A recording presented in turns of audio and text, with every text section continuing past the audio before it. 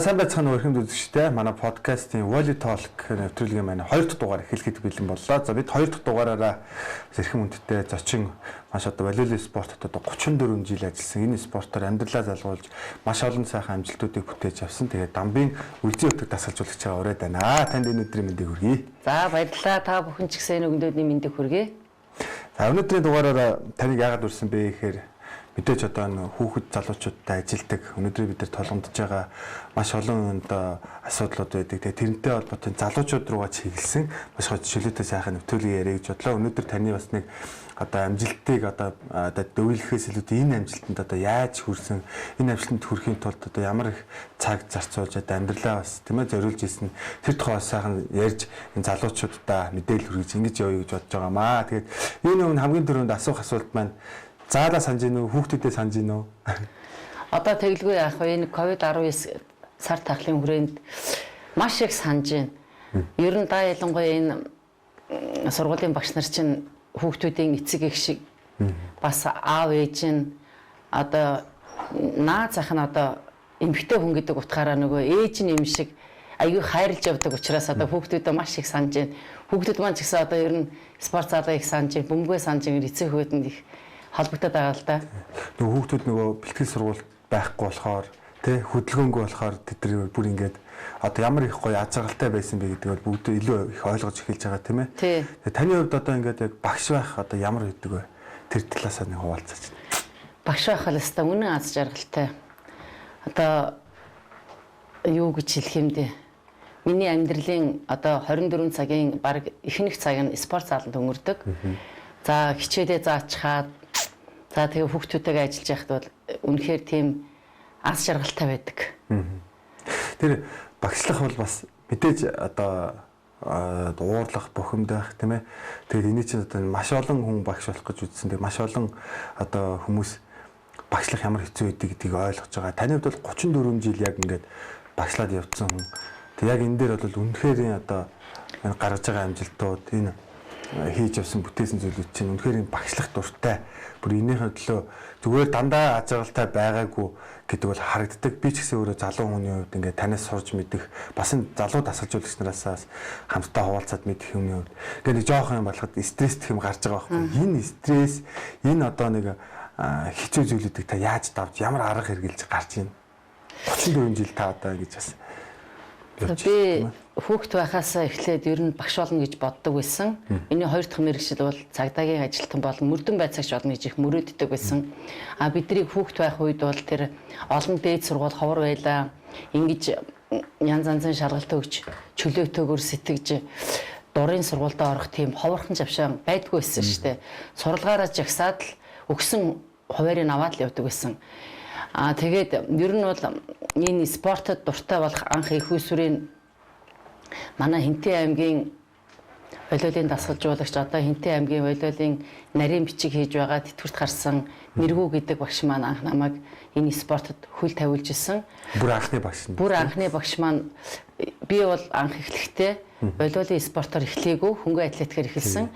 Тухайн үед миний үеийн хүүхдүүд бол сургуульд 8-9 настай сургуульд ордог байхад би 7 настай сургуульд өөрөө зүтгэж, орилж, чарлж байсараад намынхаа даргын баг тухайн үеийн сумын намын даргын чихний хингэргийг хагаралт нь орилж ээж би ямар ч бэлтгэл хангаагүй сургуульд анх 7 настай сургуульд Хинтээ аймгийн Батнаруу сумын сургуульд орж исэн. Тухайн үед манай нэргүү багш маань дөнгөж усын багшийн сургуулийг төгсөөд би намрын багшаар очиод залуухан сайхан багш маань очиж тэр олон хүүхдүүдийн дунд спартакиад гэдэг юмыг зохион байгуулад тэгээд энэ их хурдтай хүүхэд байна, их сайн хүүхэд байна гэж анх намайг 7 настай сургуульд 1-р ангид орж байхад анх хөнгөн атлетикийн тамирчнаар авч гүйлгэж байсан. Тэгээд багштай бас их баярлж явдаг. Хоёр дахь багш маань Ловсонд орж гэж волейболын багш одоо дээр үед бол алдар нийгмийн спорт хороонд холбогч байсан энэлээ би багшийнхаа үг түүхийг бас сайн хүмүүсээс асуудгийн маш мундаг хөдөлмөрч хичээнгүү цэвэрч нямбай тэр багш маань хоёр дахь волейболын маань багш болсон.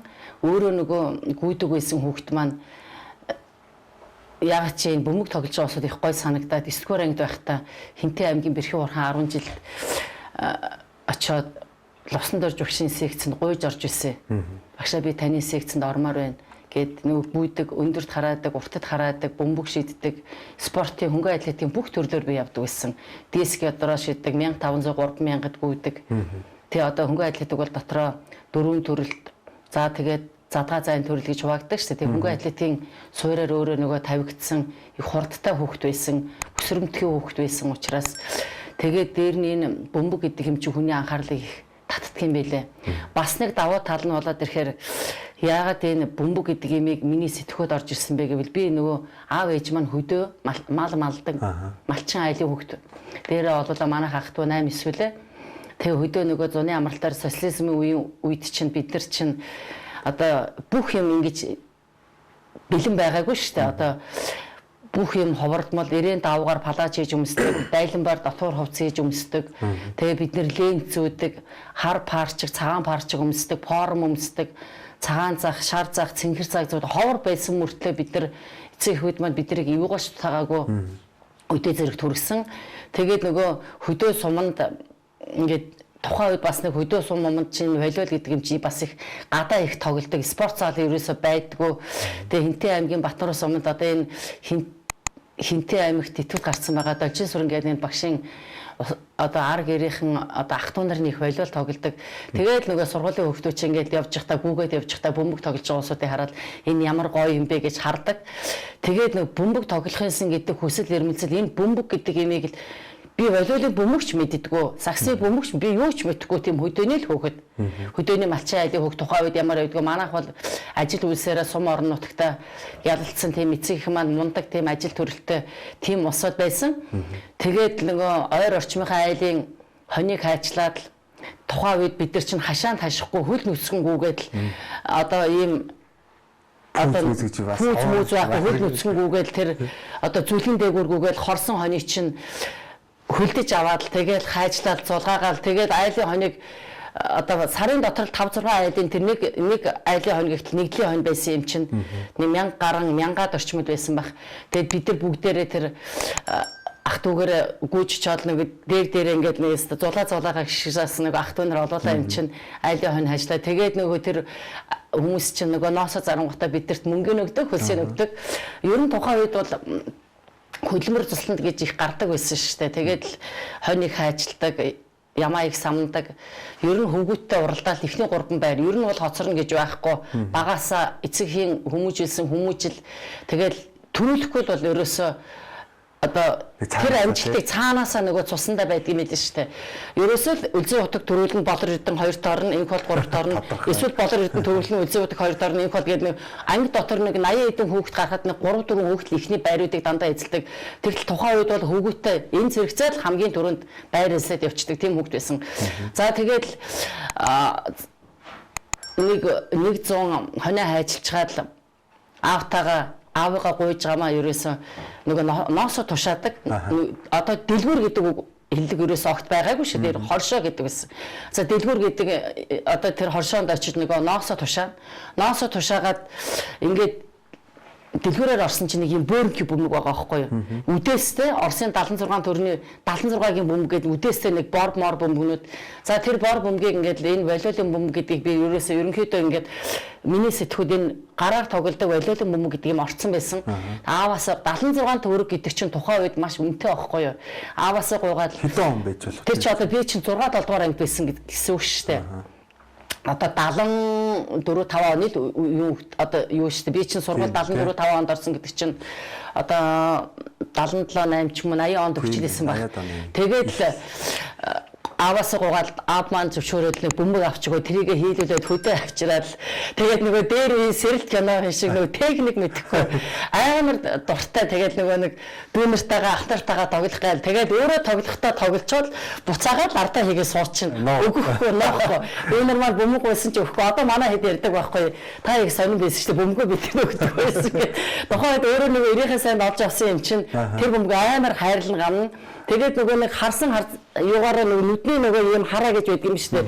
Ингэж авдаг юм байна, ингэж авдаг юм байна гэж цөлөөл гүүгээл идэг инээдтэй сэрэлтгэнаа үзэж байгаа. Хаанаас тиймээс санагддаг гэсэн. Одоо жишээлбэл анх волейбол тоглож байгаа хүмүүсийг тэр Батнарын сумын тэр гудамжинд тоглож ирсэн тэр нэг одоо тухайн үед одоо нэг сонирхч нар байлаа шүү дээ. Одоо сумын нэг аймаг баг-багийн нөгөө тамирчид байдаг шүү дээ. Бас тодорхой хэмжээг намайг бодох юм бол тодорхой хэмжээгээ бас нэг хүнээр заалгацал том усууд тоглож байгаа шүү. Тэрийг хараад л одоо тэр усууд анд сэвэн байдаг шүү. Батнарын сумд мундаг тоглодог одоо Ахмадын ус авар мавар Ахмадын тэмцээнд аймгийнхаа тэмцээнд ороод явдаг байхаа.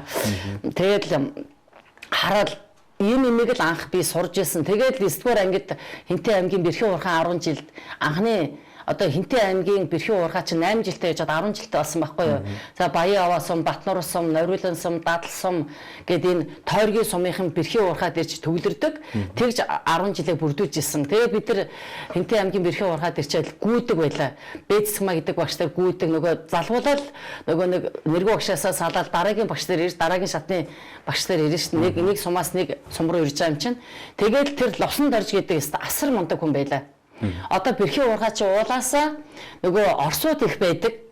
Одоо хуучин зөвлөлт холбоод улсын улс гэж байдаг шүү дээ. Тэдний нөгөө Жонш гэдэг чиглэлээр Оросын мастерууд их ирдэг байлаа. Хамгийн доотлын одоо Хинтээ аймгийн Бэрхэн уурхаа чинь Оросын 10 жилтэй байлаа. Бэрхэн 10 жилтэй. За тэгээд тэр чинь одоо нөгөө Жоншинд уурхаан чиглэлээр нөгөө спортын 1-р зэрэг Оросын мастерууд их ирдэг. За тэгээд тэр Бэрхэн уурхаа тоглохгүй хүн гэж байхгүй. Тэгээд би чинь нэг л өндөрт хараад гүйтгэл хүн. Тэгээд ингээ хараад байхаар л одоо энэ жагсан маягч мэгч гэж хичээлдэг. Тэгэл усан тарж өгч нүдний эргэлцээс амар гялтгонор ийм багш. Цэмцгэрч гэж ихтэйхэн одоо даваад орж Баттуяа гэд охин нь бор өндөрт байдаг. Тэгээд л багшийн секцэнд ормоор санагдаад тэгээд л гуйж амч өөрөө очиод би ингээ танд ормоор байна гэсэн чинь орж байгаа байхгүй. Тэгээд надад техник гэдэг юмыг анх лусан дарж өгч зааж өгсөн. Тэгээд л маш мундаг хөдөлмөрч багшаасан. Лусан дарж өгшийн хувьд бол өстой амарна гэдгийг мэддэггүй. Ерөөсөө ажилсаар л зүтгэсээр л тэр амжилт гаргаад тэр орсуудтай монголчуудтай орсуудтай чинь бүгднтэй л уяа гэж ажилт өгсөн. Тийм. Энэ ингээд ер нь амжилттай яваад дасгалжуулагч багш нарыг ингээд харахаар ер нь их багш нарыгаа их ярьдаг юм билэ. Тэгээд энэ амжилттай яваа багш нь өөрөө одоо багшгээ хүмүүжж байгаа юу? Эндээс бас бүр улбаалаад багшийнхаа бас яг гол зүйлүүдийг аваад өөрөө судалж мэдээд нэгдүү. Ер нь яг сайн багш нар бол дандаа ихвчлэн багш нарын тухай их ярьдаг. Та бас одоо яг энэ талаар. За тэгээд нэргүй багштай баг насаа одоо 1-8 дугаар ингээд тэнд өнгөрөөчөөд Хинтээ аймгийн Бэрхэн уурхаан 10 жил ирчээд тэгээд нөгөө хөнгөн атлетикаараа нөгөө Хинтээ аймгийн шигшээд орж ирж байгаа шүү дээ. Тэгээд одоо энэ манай биеийн хамрын дээд сургуулийн Тамира багшийн аав гавьяа багш Эренцэн багш дээр ирж байлаа. Тэгээ Эренцэн багш дээр ирээд бас л их хөнгөн атлетикийн задгаа зайн төрлөөр их бэлтгэгдсэн л дээ. Тэгээ ер нь бол багш хүн гэдэг бол багшаа аюух дурсах хэрэгтэй гэдэг юм лээ. Би нэргүй багш Эренцэн багш Ловсон Дорж гэдэг 3 мундаг. За тэгээ Бэцсгма гэдэг багш энэ 4 багш дээр яг спортын хөнгөн атлетик. За тэгээд волейбол, тэгээ сагсан бөмбөг, ширээний теннис, спортын бүх төрлөөр би явдаг гэсэн. Тухайн үед бол ер нь бол бид нар чинь цугларалтанд их гардаг байсан. Нөгөө сараар их цугларалтанд гардаг байсан. Бэлтгэлжилт их авдаг байсан. Өдрийн 3 бэлтгэл энэ хөнгөн атлетик дээр чинь 7 хоноод сорил авдаг. Заавал тэр норомт тэмд хүрэх ёстой гэсэн норомт тэм хангахгүй бол дахиад норомт тэмдтэй бүр хөнгөн атлетик чинь норомт тэмдтэй жишээлбэл одоо ингээд 100 метрт гүйхтэл хараа эмэгтэйчүүд 11:0 10 руу орох 11 секунд удаан байна. Эрэгтэйчүүд одоо дэлхийн хурдан гүйгч улаан болт гэдэг чинь 9-тэй явдаг шүү дээ. 9:01, 9:02 гэдээ явдагтай адилхан тийм юм одоо нэг үзүүлэлтүүдтэй учраас тэр үзүүлэлтүүдийг заавал хангаж иж аймгийн аврагт орно, заавал хангаж иж улсын аврагт орно. Улсын аврагт тэр үзүүлэлтүүдийг хангаж иж энэ 21 аймаг 9 дүүргийн тамирчтай өрсөлдөж ихний 3 байранд орох учраас тэр норм төв тухайн газараа хангаж ижил би энд ирж иж шипигээ өмсөж би энэ зам дээр уралдаж ижил амжилт гарах хэрэгтэй гэдэг тийм волейболын хувьд бол хөнгөн атлетиктэй дүүцүүлэхэд багийн спорт учраас бүх тамирчид адилхан техниктэй байж иж за тэгээ бүгдээрээ адилхан тэр техникээ баттгаж маш мундаг чадвартай болж иж за манай баг цаашаага ингэж тоглох юм байна гэдгийг яг статистик үзүүлэлтэд харж явдаг. Яг хөнгөн атлетик волейбол сагсан бөмбөг адилхан. Би өөрөө сагс тоглодог байсан, волейбол тоглодог байсан, ширээний теннис тоглодог байсан.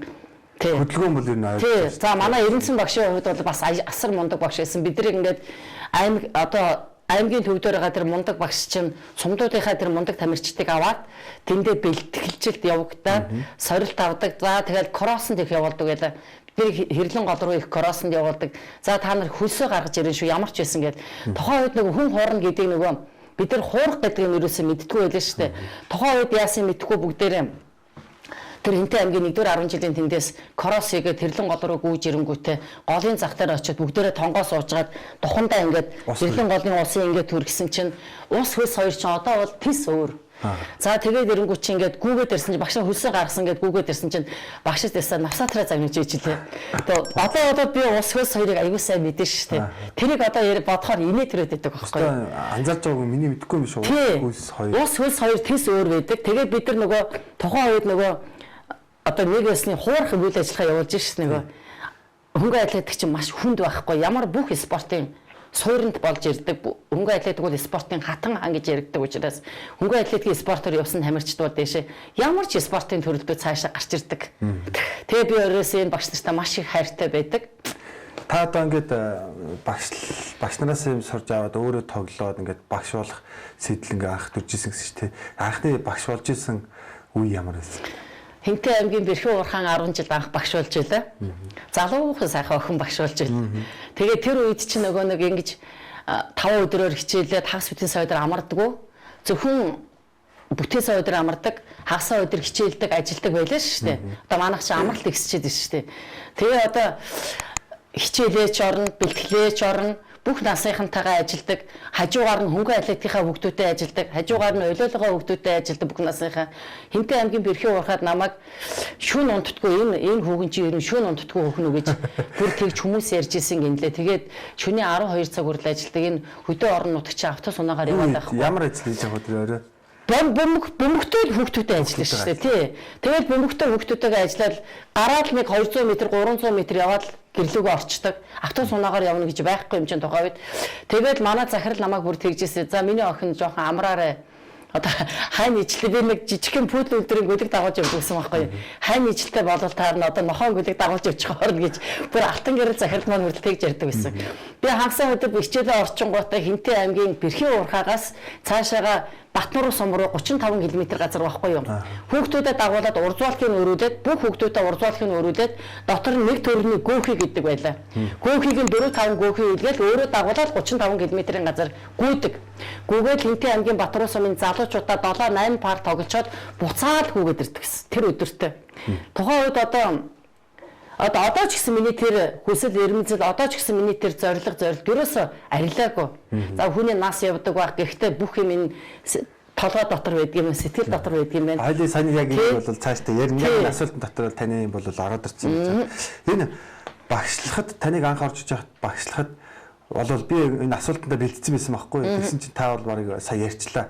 Тэр юу гэсэн гэхээр багшлахад анх орж иж байхад хүүхдүүдтэй ажиллахад жоох эвгүй байсан уу? Хүүхдүүдийн зан характер өөр байсан уу гэж асуух гэсэн. Тэгтэл миний бодоод байсан чинь та өөрөө анхнаасаа багш нарынхаа зааж саарга барил. Өөрөө тэр дунд нь ингээд бүр хөлс тийм ээ ядрах тэмцлийг бүгдийг гаргаад авсан учраас тэдрээсээ эхэлж кейс авч ажиллаж ихсэн байх тийм ээ. Тэгээд хэцүү зүйлүүдийг бол нэг тийм хэцүү зүйл бас байгаагүй байсан тийм. Ийм байдаг юм байна. Яг нөгөө жор үтсэн ламаас зовлон үтсэн чаванцсан дээр гэдэг үгээдэг байхгүй юу? Өөрөө тамирчин одоо мухлуулж явж исэн хүн чинь бүх юм байдаг юм байна. Одоо ингээд л яаж энэ хүүхдийг ойлгох вэ те? Одоо аюу хэцүү байхгүй юу? Хөнгө атлетик дээр би өөрөө аюу ядарч исэн бас ингээд миний шагаа аюу хавддаг байсан. Одоо шагааны хоёрын хажуудлын хонхорхоо байсан ингээд пимбигэд хавдчихдаг. Тухайн үеийн тамирчдыг аюу хавдаг байсан. Одоо энэ үеийн хөнгө атлетикийн тамирчин хавдаг үгүйг нь мэдэхгүй юм байна. Одоо их ядардаг. Тийм учраас хүүхдүүдээ би чи нөгөө хөнгө атлетикийн хүүхдүүдэд тусна бэлдэнэ. Олиолын хүүхдүүдэд тусна бэлдэнэ. Тэр хүүхдүүд чинь тусдаа хүүхдүүд байхгүй юу? Тийм учраас би өдөрт хичээлээ заачаад хөнгөнийхөө хүүхдүүдийг бэлдэнэ. Дараа нь олиолынхоо хүүхдүүдэд зааланд бэлдэнэ. Тэгээд Бэрхэн уурхаад ингээд ажиллаж байхад чинь миний энэ багш лусан дорж багш яг манай отхон төгсгээд одоо эрчмийн отхон төгс эмч болсон Тэмүүжин энэ их хурлын гишүүн Оёрдэн энэ төр чинь байхгүй юу. За тэгээд нас тэд нар чинь яг дунд насны англи доод насны англиас өөрөө очиод шинэ хүүхдүүд аваад багш болонгуудаа аваад яг багш дээр хүүхдүүдтэй нэг жил ажилласан юм шиг байгаа миний багш. Тэгээ миний багш нэг өвчнөр өнгөрцөл дээ. Тэгээд тэр хүүхдүүд энэ багштаар явж исэн хүүхдүүд чинь буцаа тэр одоо юугаа спортоо карьерийг бас ингээд дугуулантай явах хүслээр нэлцэлтэй. Тэгээд нэг лувсан дорж өгшин шав тэр тухайн Хинтээ аймгийн үйлсэлтэй одоо залуухан багш очингууд бүгдээрээ миний секцэнд орноо доо. Тэгэл тэр хүүхдүүд аваад давхар хөнгөн атлетийн шинэ хүүхдүүд авч байгаа. Хөнгөн атлетийн хүүхдүүд бол одоо шинэ хүүхдүүд авсан. Тэгэл аваад тэр хүүхдүүдэд ажиллаад тэр тухайн үед манай хүүхдүүд чинь одоо тэмэг хэлээ ш одоо чинь 80 81 оны хүүхдүүд эсвэг штэ. Тэг чинь бакалтай кросснг үүдэг. Одоо бакалтай светрэн цамцтай манай нутгийн төгс мөс чинь тэгж гүйдэг байлаа штэ. Тэгээд бэлтгэл огт тасалдгүй. Би ч өөрөө бэлтгэлээ огт таслахгүй. Хизээч би бэлтгэл орж их тэр хүүхдүүдийн араас хоцорч орж исэн. Одоо надад түүх байхгүй. Одоо энэ 34 33 4 жил ажиллаж байгаа энэ үедээ би хизээч хүүхдүүдийн араас орж үзээгүй. Эндээс бас нэг асуулт гарч ичил да энэ Монгол улсын боловсролын одоо тэргүүний ажилтан гээд та сайн цолыг өрчөөсэй. Эндээс харахаар сургуулиас авсан онол практик одоо таны хэрэгжүүлж байгаа энэ онол сургуулийн онол тийм ээ. Өөрийн хэрэгжүүлж энэ амьдралын туршлага практик хоёрынтай алийг их эргэлж байна. Ерөнхийдөө ийм байдгийн байна. Онол практик хоёр зэрэг хөгжих ёстой. Онол практик. Онлоо мэдчихэж практик хөгжин, практика мэдчихэж онол дээр суурилна. Зөвхөн ганцхан онол явж иж ерөөсөө хүн явдгүй юм билээ. Тийм бах тийм. Ерөөсөө явахгүй. Одоо хэлээд байна шүү дээ. Жор үдсэн ламаас зовлон үдсэн чавганцсан дээр гэж. Яг нухлуулж исэн хүн. За тухайн үеийн багш нар өстө маш сайн ордог байлаа. Хичээлээ. Биеийн намрын хичээлийг маш сайн ордог байлаа. Хүний яг тархинд ортол биеийн намрын хичээлийг команд өгдөг, дасгал өгдөг, чистний ордог байлаа. А одоо энэ дугуулын секцийг тэгж ордог байлаа. За тэгээд одоо яг тэр юм чинь яг аим ингэ суудсан. Одоо жишээлбэл биеийн намрын дээд сургууль бид нар төгссөн шүү дээ. Тэгээд төгсөх заа харга гэдэг юм чинь нэг номер байдаг байхгүй юу? Заа харга. Кичнээн мундаг тамирчин байгаад, кичнээн мундаг одоо тийм алдар цолтой хүн байгаад заа харга байхгүй. За энэ техникийг ингэж хийдэг гэдгийг яг детальчлаад амаараа тэр тухайн хүүхдэд тархинд нь ойлгуулж чадахгүй бол тэр кичнээн мастер байгаад яах юм? Тийм учраас тэр багшд заа харга гэдэг юм чинь маш хэрэгтэй. Тэр заа харга гэдэг юм чинь практик. А практик дээр онол. Онолыг заавал авчих ёстой. Онол практик хоёр хосолж явж ижил цаашаа явна. Жишээлбэл одоо дөрмөө мэдхгүй дасгалжуулагч хийгээд яах юм? Тийм үстэй. Тэ? А дасгалжуулагч хийхийн тулд заавал бид нар дөрмөө мэднэ, заавал бид нар техникээ мэднэ, заавал тухайн спортыг судалсан байх ёстой. Тэр жижил яг нөгөө нэг бирүүн сууж орж ирж байгаа байхгүй юу? Та бол одоо энэ юун дээр энэ олон жилийн хугацаанд зөндөө ялж ялагдсан. Тэгээд энд яллах болгонд ялагдах болгонд тань ямар мэдээ төртгөө. Одоо жишээлбэл ялагдал нь бол их сонирхолтой санагдаад байна. Хойш шүү дээ. Тэр ялагдана гэдэг чинь их гоё. Одоо залуу багш нар тэгж хэлэхэд шууд л орж ирээд хожиж гоод гэдэг байхгүй юу? Үгүй. Тийм юм огт байхгүй. Хожигд сайн хожигд, олон дахин хожигд. Би өнөөдөр өөрийнхөө хүүхдэд хүртэл хэлдэг. Зүгээр хожигд, бага насны хүүхдүүд, даа ялангуяа миний ойлголын хүүхдүүд нь тэр багасаа хожих шаардлага байхгүй. Техникийн зөв суулгаад өгч, тухайн хүүхдийн сэтгүүд оруулаад өгч, дуртай болгоч. Тэгээд тухайн тэмцээн дээр нэг сайн багтаа одоо тодорхой хэмжээний одоо 15 оноогоор тоглож явах юм бол 8-9 оноо авчих. Тэр баг хожичлоо гэсэн үг байхгүй юу? Заавал хожих гээд байдаг байхгүй. Би өөрөөсөө зөндөө хожиг. Би насаараа хожигдсан. Насаараа хожигдсан би тэр хожиж ер нь үзээгүй. Тэгээд намайг нэг удаа манай Эрдэнэ чулуун багш, Багнуурын дасгалжуулагч Эрдэнэ чулуун багш хэлжээсэ. Би нулимсаа гойжуулаад 1996 онд илүү 97 онд чойрт миний ойлголын улс аварга чойрт болоход нулимсуу гойжуулаад 4 баг маань дөрүүлээ 4-р байранд орцсон. 4 баг дөрүүлээ 4-р байранд орцсон. Тухайн үеийн миний ойлголын улс аварга шалралт тэмцээн чи энэ миний ойлголын улс аваргын тэмцээн шиг тоо моогоор явдаг байсан байхгүй юу? Бөмбөг талбайд унах юм бол шууд ингээд давуултай бөмбөг талбайд унах юм бол 3 оноо. Нэг хүний гараар гарах юм бол 2 оноо. 2-оос дээш хүний гараар гарах юм бол 3 оноо гэж явдаг. 1 оноо гэж алдсан тоглолтыг явдаг байсан байхгүй юу? Тэгэл одоо 4 баг маань дөрөвлөө 4-т орно гэдэг чинь тэгээ залуу хүн манай нутгийн ихч Эрдэнэ чулуун багш миний хажуу зогсож Эрдэнэ чулуун багшийн багч их мундаг Багнуураас орж ирж илээ шээ. За миний дөө одоо хожих үе зөндөө ирнэ миний дөө гэд. Одоо энэ ЦС багш намайг тайвшруулж ирсэн. Хөрхийн бурхны оронд очсон Норд багш намайг тайвшруулж ирсэн. Хэн Эрдэнэ чулуун багш бүр эмгтэй хүн болохоор нэг амар дотн төрсөн ээжээс илүү миний дөө зөндөө хожих үе ирнэ гэд. Бүр тэгжсэн тухайн үед яг миний одоо тэгтээ нөгөө ингэдэг юм байлээ. Дөрөвдүгээр байранд орж ирснаас эртхэн шиг хожигдоод явсан айгүй амар байдаг юм байлээ. Дөрөвдүгээр байранд орох чинь айгүй эвгүй байдаг юм байлээ. Нулимс гойжд юм байлээ шүү тэрэн дээр. Яг хажууд нь медаль авах гэх. Тэгээд ерөнхийдөө араа ингээд ер нь бол хараа хүүхдийг өөрийнхөө гараар ингээд бага наснаас нь гаргаж ирээд хожигдож яваад хожигд хүүхд ингэдэг байхгүй 1 2 3 дугаар ангиасаа хожигдож явж байгаад нэг 5 6 дугаар ангиасаа шарн гоцоож эхэлдэг. Тухайн үед бол ер нь хүүхдүүд юм тоодгүй юм билээ. Багшин шарлахад байдаг юм билээ. Тэгээд 5 6 7-оос шарлахаж эхэлж байгаад нэг 8 дугаар ангиасаа төлөвшж ирээд 9-өөс ер нь жоох юм амжилт гарах үндэслэл ч юм уу тавигдаж эхэлдэг байхгүй. Тэгээ одооний энэ шин залуучууд багш маань бол одоо тэгж болохгүй. Ерөөсөө л хүүхдтэй техникийн зөв заагаад хүүхдүүдээ гоё өөртөө татаад гоё тэр хүүхдийг гоё дуртай болгоод тэгэл шатлсан тэмцээнд нь оруулаад явах нь хамгийн чухал байдаг. Шууд ороод хожиж гол гэдгийг. Хүүхдүүд тэр зөвлөгөөг хэр яах вэ? За дасгалжуулагч багш нар бол дотроо ингээд ажиллах юм, бэлдэх юм, хугацаа хэрэгтэй байна гэж. Хүүхдүүд ч юм бол биднээс илүү бүр юу яаш тээ, тийм ээ дасгалжуулагч басаас сэтгэлээр ундаг тий. Хожигдчихлаа гэл. Тэр үед та айгу тайвшруулдаг та миний хүүхдүүд энэ хараа амьдрал биш шүү дээ. Эсвэл та нар солонгосын жүжигчин болох солонгос явах юм. Битгий уйл миний хүүхдэд битгий уйл зүгээр 50 хэзээ нэгэн цагт хождог үе ирнэ л гэж би ярьдаг. Түүнээс би өөр яах гэсэн тэр хүүхдүүдийг битгий уйл та нар өөрсөөсөө болж хожигдсан юм чинь энд уйлаад ах юм ерөөсөө байхгүй. Аяндаа хождог үе ирнэ. Та нар жоохон байна. Ба ялангуяа миний ойлголохоо бага насны хүүхдүүдийг би тэр 2 3 4 дугаар ангийн хүүхдүүдийг тэг тайвшруулдаг шүү дээ. Ер нь дунд насны хүүхдүүд ч гэсэн ер нь бол тэгтээ хүүхдүүд өөрсдөө хэр хэмжээг бас мэдчих хэвээр байхгүй юу? Ямар байсан хүүхдүүд ямар болсон. Тэгээ одоо яагаад бид нар хожигчваа гэдгийг өөрснөө айгүй сайн бодох хэрэгтэй байхгүй. Тэрэн дээр ойлгох ямар шаардлага байхгүй. Би ганцхан юм хэлтгий. Солонгос руу явах.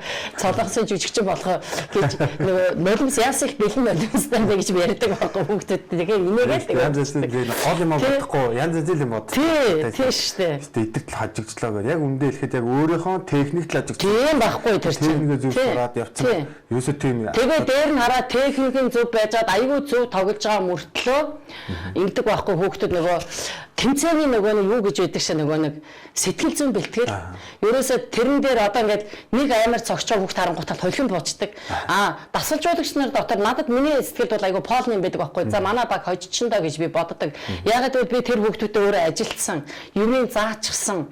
Тоглолчондоо гэж бодоход цаа талынх нь багийг би техникийг харддаг. Хамгийн гол нь техникийг хаана. За энэ хүүхэд ийм баг юм байна гэдэг өөрийнхөө багтаа дүүцүүлэхээр илүү үзэхээр баг байна гэдэг инхээр хожигддог байхгүй юу. Тэр бол хүүхдүүдийн өөрсдийнх нь сэтгэл зүй. Яг хуу дасгалжуулагч нар талбай дотор ингээд талбайн гадна талаас аваачаа гэж янз бүрийн юм ярьдаг. Би тэгтээ ганцхан хүүхдүүд хэлдэг байхгүй юу. Дасгалжуулагч буюу багшийн амнаас янз бүрийн үг гарч магадлалтай шүү хүүхдүүдээ. Үүн дээр тунгаан бодоорой. Хэрэгтэй юм аваад хэрэггүй юм хайчаараа хүүхдүүдээ. За зарим үед жоохон онцгой үг хэлэх юм бол чамаа хэлж байгаа юм биш шүү дээ. Энэ бол яг хөө зүгээр тухайн үеийн юм шүү гэдэг ингээ хэлэх. Зарим хүүхдүүд шууд тусгаж авдаг байх. Зарим хүүхдүүд болоод ирэхээр хайчдаг байх. Одоо нөгөө спортын одоо гарааны өмнөх одоо юу гэдэг вэ сэтгэл зүйн бэлтгэл.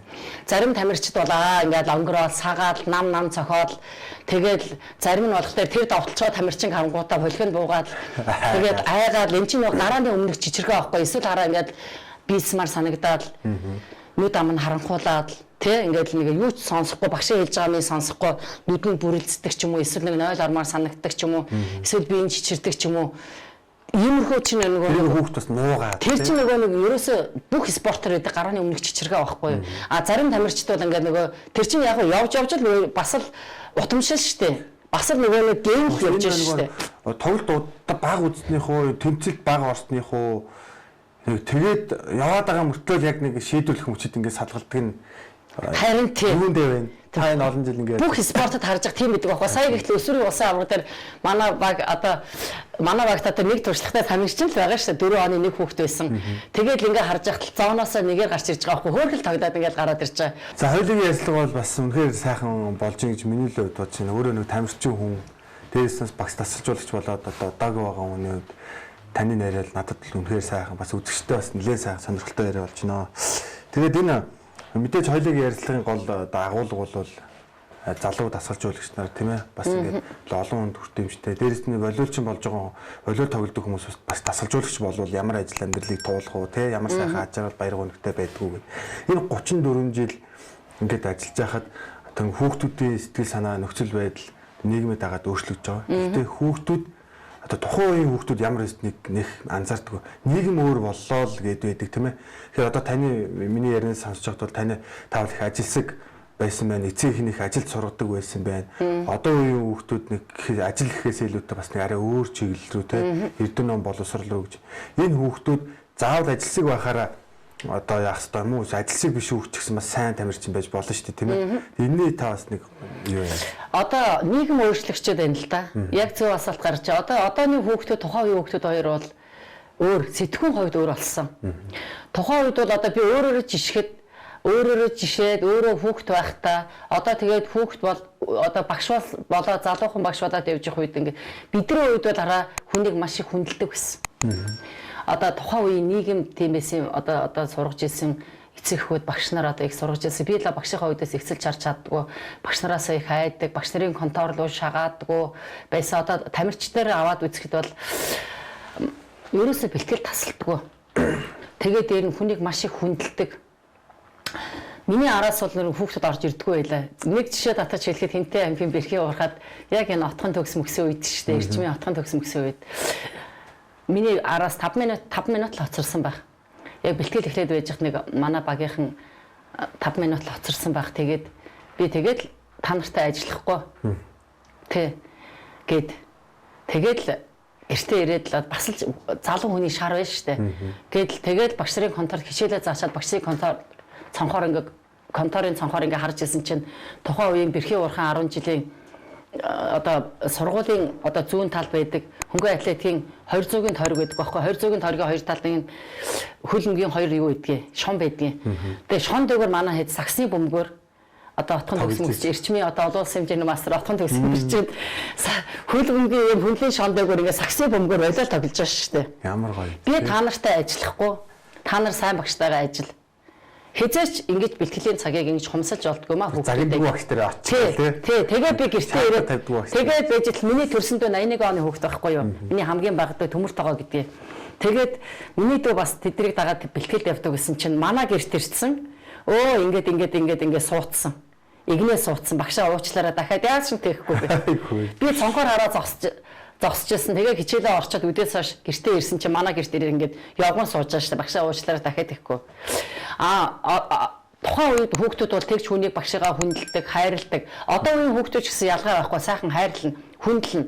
Гэхдээ бас одоо үеийн хүүхдүүдийг үгүйсгэж байгаа юм шиг. Ер нь бол ингээ ер нь хараад байхад, массыг хараад байхад ер нь тийм айхтар тийм бас тийм суларч ийн гэсэн үг байхгүй юу? Тэгвэл үлзэвш энэ танай тэр одоо яг хүүхдүүд явган суугаад ингээ байж хат хин нэгэн уриалсан хин нэгэн манлаасан аюу зөөийг олох гэсэн тийм хүүхдүүд байгаад байна. Байгаа одоо тэгээд нэрийгээ бас дэмжиж тийм нэрээ бид ер нь хөөрхөн байсан шүү дээ. Манай тухайн үеийн одоо бэрхий хүүхдүүд одоо манай энэ үеийн хүүхдүүд ч гэсэн их хөөрхөн шүү дээ. Одоо бусад багийн хүүхдүүд ямар байдгийг би мэдэхгүй. Манай энэ волейболын 21 хүүхдүүд ч гэсэн өөрийнхөө гараар нөгөө дандаа 1-2 дугаар ангиас наваад босон болоогүй дэш явсаар агаад л энэ дээшин гаргаж байгаа учраас айгу хайртай. Тэгээд би ингэж бодод энэ манай энэ эрчмийн отхон төгс айгу айхтар тийм уриал юмыг уриалан дууддаг сайн хүүхд. Дээр нь энэ их хурлын гишүүн одоо энэ засгийн газрын хэрэглэх газрын дарга оюун эрдэнэ Лувсан мандын оюун эрдэнэ биш үү? Оюун эрдэнэ чинь бас айгу мундаг нийгмийн идэвхтэй тийм хүүхд байсан. Тэгээд Амгаланбаатар гэдэг нэг дуулдаг хүүхд байсан. Манай их тал баг тал хоёр дээр Амгаланбаатар отхон төгс хоёр тоглодог байсан. Тэгээд ер нь бол манай багийнхан тийм хөөрхөн идэ огтугууд байсан байхгүй юу? Тэгээд манай дүү секцэнд явдаг байсан учраас манай дүүг л панаалтсан баг. Багш одоо уурлаад биднийг дугуулсандаа оруулахгүй. Тэгээ ер нь тэгсэн байх. Ер нь тэгдгийн тэр баг дотор тодорхой хэмжээний юу гэдэг ш нөгөө аваад явдаг хүн байдаг байхгүй юу? Дасалж уулагч чиг аваад явдаг хүн байдаг байхгүй юу? Яг багш шиг аваад явдаг. Яг тийм хүүхд талбай дотор байх юм бол тэр баг хожлоо.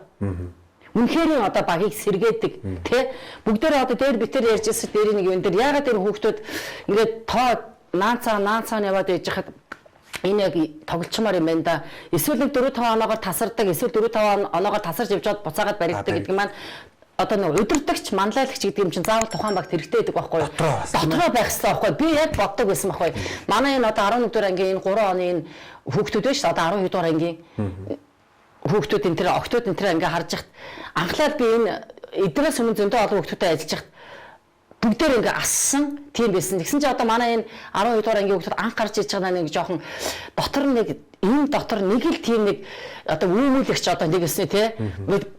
Өснөөлөгч юм уу тийм үү заавал хэрэгтэй юм да гэж би баяр сайхан багш тэр ярьдаг байсан байхгүй юу. Тэгээд 9 дугаар ангидаа нэг том хүүхдүүдээ агаа нартайгаа 17 оны хинтээ аймагт болсон эдэрчүүдийн улсын аврагаар агаа нартайгаа үдчихэж байгаа юм чинь бүгдээрээ багаараа 9 дугаар анги гэхлээр эдэрчүүдийн улсын аврагын 5 бар тоглож ахлаа үдчихэж байгаа байхгүй юу. За 9 дугаар ангийн хүүхдүүдийг хөөх юм. За гэхдээ энэ дотор нэг заавал нэг үүмүүлэгч манлайлагч хэрэгтэй байна да гэдэг шиг тухайн баг дотор заавал нэг тийм юм байх хэвээр нөгөө хөдөө байжт манай хүүхдүүд ингээд ирээд надаас гуйжихт манай дүүг олзолж байгаа байхгүй тий. За төмөр тоог олцлээ. Багшаа суучлахгүй. Төрсөн дүү юм чинь бидний гэрээсээ хөөж гарах нь л тодорхой гэж бодсон баг. Түүнээс бол би сургууль дээр очиод харьцахгүй байгаа юм чинь. Та нарыг би авахгүй гэнгүүт хараа багш нарын конторын цонхоор ингээ хараа зогсонгууд өөр хэдээр хөлбөмбөгийн дээр ингээ саксыг бөмбөр. Тухайн чи бас нэг үер шүү дээ. Тухайн үедээс болиолын бөмбөг гэдэг чинь амар ховор. Би чинь багш нараа ястаа өндгөө цоортол бөмбөгөө ойж илаа. Надад ховор бөмбөг байдгүй байсан шүү дээ. Хятадаас ирээнээс одоо ингээд 8-ачд нэг ийм шар цомтой нэг ийм цагаан бөмбөг авчирдаг байсан. Хужааг хамгийн сайн бөмбөгөл дээр 9,000 төгрөг 10,000-аар зарагддаг байсан. Үнэтэй бөмбөг. Тэгэл дандаа миний бөмбөг нь ойдолтой. Энэ уурхаач хөдөлгөд байсан сүгч чулуун гээд хагарч ойн оёод байгаа юм уу? Ингээ ойдлон задран шүү дээ. Ойдлон задрангуут л би оён шүү дээ. Тэгээд бүр ингээ доторх нь хагарах юм бол чихэм л хийдэг. Тэгээд ингээ бөмбөгөө оёод л одоо ч гэсэн би бөмбөгөө ойдгийг. Тийм үү. Одоо ч гэсэн одоо ч гэсэн тийм. Ингээ бөмбөг ингээд ингэчин штэ. Ингэчингүүд нь би хийгэн гаргаж аваад л ингээд өөрөө очтгий. Тэг хий гарахгүй юу? Үгүй доторхыг нь хатахгүй штэ. Доторхыг камерыг хатахгүйгээр анхан талбараа хуулаад явчихдаг штэ. Тэгэнгүүт нь хийгэн гаргаад тэгээд нилээ ингэж нөгөө цаатлын арцаар наалсан юм ингээд салахгүй нөгөө нэг зүгээр ингээд хатах гэдэг байхгүй. Тэгэнгүүт одоо хүртэл миний бөмбөг дотор оёлтой бөмбөг яваа штэ. Өөрөө одоо ч гэсэн өөрөө оёод л явчихдаг. Би бас дархнаас ирж тань дээр бас нэг 20 сураа явж байхад шинэ бөмбөг байсан. Хуучин бөмбөг бол нилээд байсан. Тэрийг бүр хаглахгүй аваад яваал. Тэр надад одоо ингэ харж ирсэн. Бөмбөгнүүд байгаад тэрнээс амар хуучдсан бүр өсөө ингээл байгалаа байхгүй тийм. Тий. Одоо тэгээд яг тухайн үед одоо яг асуултанд ороход тухайн үеийн хүүхдүүд одооны хүүхдүүд гэж яхад яг хуу мэдээж өөрчлөгдөн шүү дээ. Өмсгөл, хууцуунаар идэж ууж байгаа зүйл бэлтгэл. Одоо би ч гэсэн өнөөдөр хараа 50 гарчаа явж иж өнөөдөр 30 хэдэн жил ажиллачаад надад өнөөдөр мэдэхгүй юм зөндөө байна. Би одоо энэ шин залуу төгсөж байгаа хүүхдүүдээс за тэгээд YouTube дээрээс өшөө энэ хүний амнаас би айгүй хэм сонсдог байхгүй юу. Энэ тэгмээр юм байна. Энийг маань байлангуу жишээлбэл одоо энэ COVID-19 үеэр гэрт одоо хийх дасгал төлөө ингээд хараад байж зөндөл юм харж ахтал жишээлбэл одоо чи гихтэл одоо гэртээ хоёр хүүхдтэйгээ одоо довтлооны техник гарын кейсийг яа сайжруулахаа гихтэл диван дээр ингээд дээрээ тавьчаад ингээд ийм хийж ахтал бүлтүүш минийхөө хараарай ээжийгөө хараарай ийм юм яг эн чи ингээд болж байгаа байхгүй юу. Тэгэд ийм энийг та нараас хүртэл айгүйх суралцах юм маш их байна.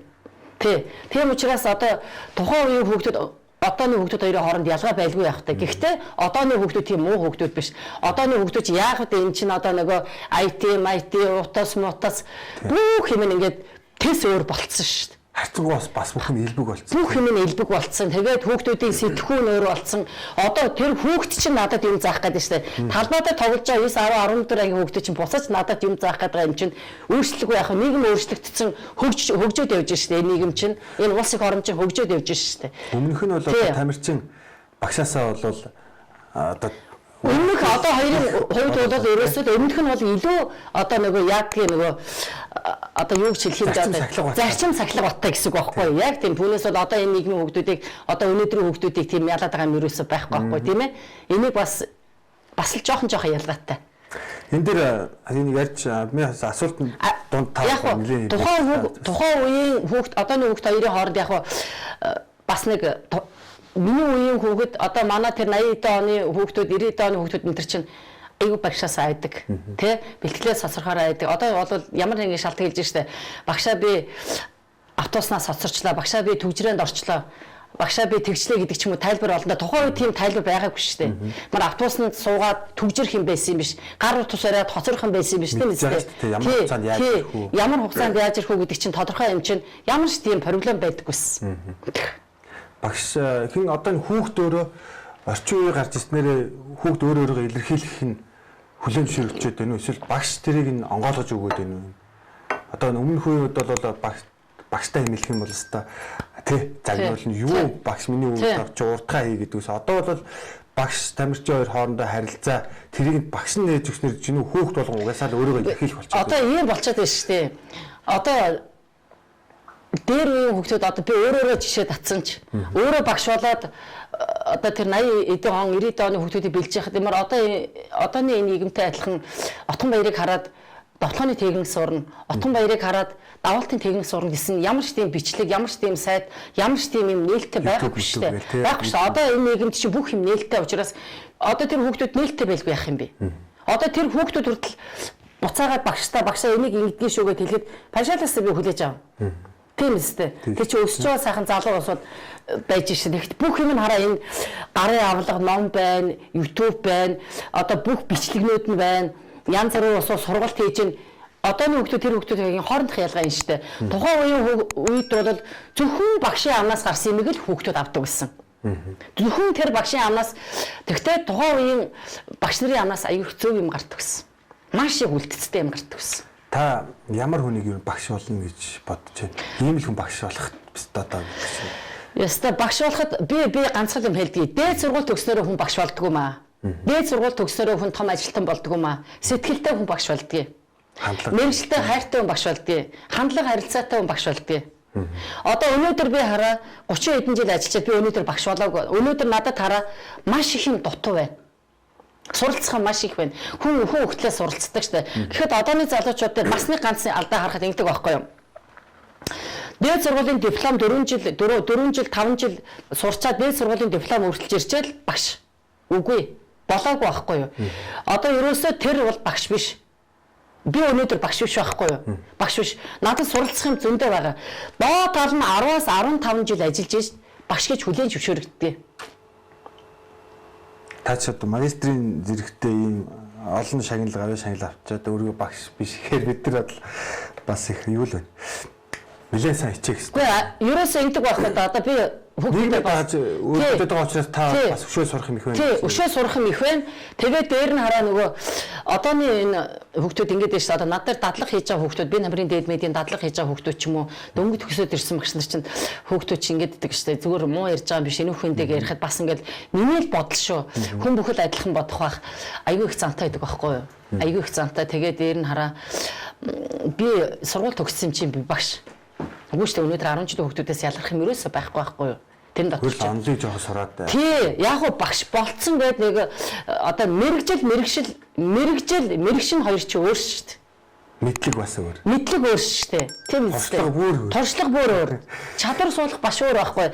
Тэгээ өнөөдөр хараа ингээд дөнгөж төгсж ирчээд хавран төгсчөөд намрын сургуульд ирээд хүүхдтэй буруу харьцдаг ч юм уу. Өө би багш гээд аймаар ингээд занхаагаа тэр хүүхдүүтэй буруу харьцаад инээ тэрэ болоод хамт ажиллаж байгаа Ахмад багш нар дунд тэргийн нас нартайгаа буруу ажиллаад тухайн албан газар аж ахуй нэгж ажиллаж байгаа ажилтан албан хаагчтай буруу ажил. Би дипломтой гээд ингээд диплом бариад ингээд идэг бол буруу байхгүй юу?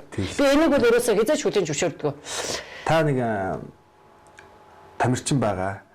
Тэгээд мэрэгчлээ сонгож чадаагүй байгаа ч юм. Одоо энэ мэрэгчлэр явж байгаа багшлах гэж байгаа залуучуудад гоё нэг багшлах ийм гоё шүү. Та нар ингээрэй гэсэн гоё үг бас хэлээ. Багшлах ёстой үнэхээр гоё кайфтай. Яагаад гэвэл хараа хүүхдтэй ажиллана гэдэг чинь залуучин гэсэн үг. Сэтгүүгээрээ залуучин, бие организмаараа залуучин. Тэгээд дээр нь тэр олон хүүхдүүдээс гадна тухайн хүүхдүүдийн эцэг их ах トゥ төрөл төрөсөд. За тэгээд өөрийнхөө байгууллага хамт олон тий хүлээн зөвшөөрөгдөж ээж багш гэдэг алдрыг авдаг байхгүй юу. Тийм учраас одоо энэ шин залуу одоо төгсөгч одоо багшлж байгаа багш нар яаж би одоо ингээд хүнд хүндлэгдсэн хайрлагдсан багш болохыг гэвэл ерөөсөө л өөрийнхөө харилцаа хандлага одоо тэгээд өөрийгөө хөгжүүлэх чадвартай байх хэрэгтэй. Гол нь хараа ерөөсөө л мундагтай гол нь биш. Сэтгэл зүрхтэй бай. Хүнийг хайрлж бай, дуртай бай. Өөр юм байх тий. Надад бол их гоё. Яг энэ багш нарт бол урам өглөөл гэж. Би ингэдэг шүү дээ. Өглөө. Би ингэдэг байхгүй. Би одоо хамт ажилладаг. Би 21 дэх сургуульд 20 сэтгчэлтэй ажиллаж байна. 39-оос 29-ыг хасгаар хэд болох вэ? 29 жил 96 онд би 21 дэх сургуульд багшаар ирж байлаа. Тэнтэй аймгийн Бэрхий ургахаас ирээд маргааш нь би ажилд орж илаа. Тэгээд тухайн үед бүрэн жаргал гэдэг захирал байсан. Бүрэн жаргал гэдэг захиралдаа бид багштайгаа хамт гээд манай сургууль дээр нэг тэмцээн болдог байхгүй. Багш нарын баярыг өгсөн анги удирдсан багш нь ороод ангийн багш нь эрэгтэй байх юм бол 2 эрэгтэй, 3 эмэгтэй. Ангийн багш нийлж юм уу? Сурагчтайгаа нийлээд багш нь эмэгтэй байх юм бол 2 эмэгтэй, 3 эрэгтэй гээд бид багштайгаа хамт гээд багш нарын баярт зориулсан тэмцээн байхгүй. Тэрийг одоо хүртэл би үргэлжлүүлээд хийж байгаа. Ийм тэмцээнийг зохион байгуулад ажилд оргоо бүрэн жаргал гэдэг захирал намайг ажил авч ил 96 онд би тэр тухайн сургуульд орчхоод урд өдөр нь Хинтээ аймгийн Бэрхий ургаас хөдөөнөөс ирээд маргааш нь 21 дэх сургууль тэмцээн шүүгээд орж байгаа байхгүй юу. За тэмцээн шүүгээд ороход манай сургуульд бол Өнөр гэдэг багш спорт мэддэг, волейболыг мэддэг. За тэгээ энэ Шовдор багшийн спортын төв ордон дээр өдөр хөнжүүлэхтэр явж исэн Зол жаргал Цэрэнбаатрыг мэдэн шүү дээ. Цэрэнбаат. Цэгийн хоёр чинь Өнөр багшийн ангид байлаа. Газар зүйн гүнзгий ангид байлаа. Тэгээд би тэр тэмцээнийг ганцаархнаа шүүгээд бүрэн жаргал багш намайг ганцаархнаар шүүлгээд ажилд авчилаа. Тэгээд 21 дэх сургууль волейбол гэдгийг огт мэдэхгүй. Ганцхан мэддэг нь тэр Өнөр багш. За Өнөр багшийн ангид байгаа Зол жаргал Цэрэнбаатар хоёр чинь Шовдор багшийн өдөр хөнжүүлэхт явдаг гэсэн билээ. 96 онд спортын төв ордон дээр волейболын өдөр хөнжүүлэх гэж явдаг гэсэн биш үү? Шовдор багш хичээлдэг гэсэн байна. За тэгээд дуурчаал манай Өнөр багш. За манай Цэрэнбаатрыг мэдээж хагас намдаа тоглодог гэсэн тий. Эдгээр дуурдаг байлаа. За өөрөө мэрэгчлээ эзэн байхын гол үндэс нь намайг ерөөсө тэмцээн шүүх гэхээр нэг Өнөр багш гэдэг нэг багш нэг залуу багшиг бас нэг ингэх гээд байна тийм ээ. Дөнгөж ирсэн залуу багшиг. Тэгээд би нөгөө яаж хүлийн зөвшөөрөгдөх вэ? Чадвараараа өөрийнхөө шүүж байгаа шүүлтээр заалтаар тэр тамирчдын алдааг нь харж хурааж байгаагаараа за өөрийнхоороо би тэмцээн шүүгээд хүлийн зөвшөөрөгдөөд тухайн сургуульд багшаар орсон. Баянгор болсон улсын авар шалралт тэмцээнээр танах нөгөө зооны тоглолт болж байхад танаа багч хожижоод та хүүхдүүдтэйгээ загнаад ингээд би гайхсан байхгүй. Чи одоо хожижоод байхад багш нь ингээд загнаад тахтай ингээд би тэр утга учирыг ойлгоогүй. Яг ингээд сунаалт хийлгээл дасгал хийлгээд ингээд байгаадсэн. Тэр үед таад яг яаж исэн юм тэр. Яг хоо тухайн үед бол манайх тухайн ээлжийн багийг хоцсон ч гэсэн миний санаанд хүртэл тоглолт хийгээгүй байхгүй юу.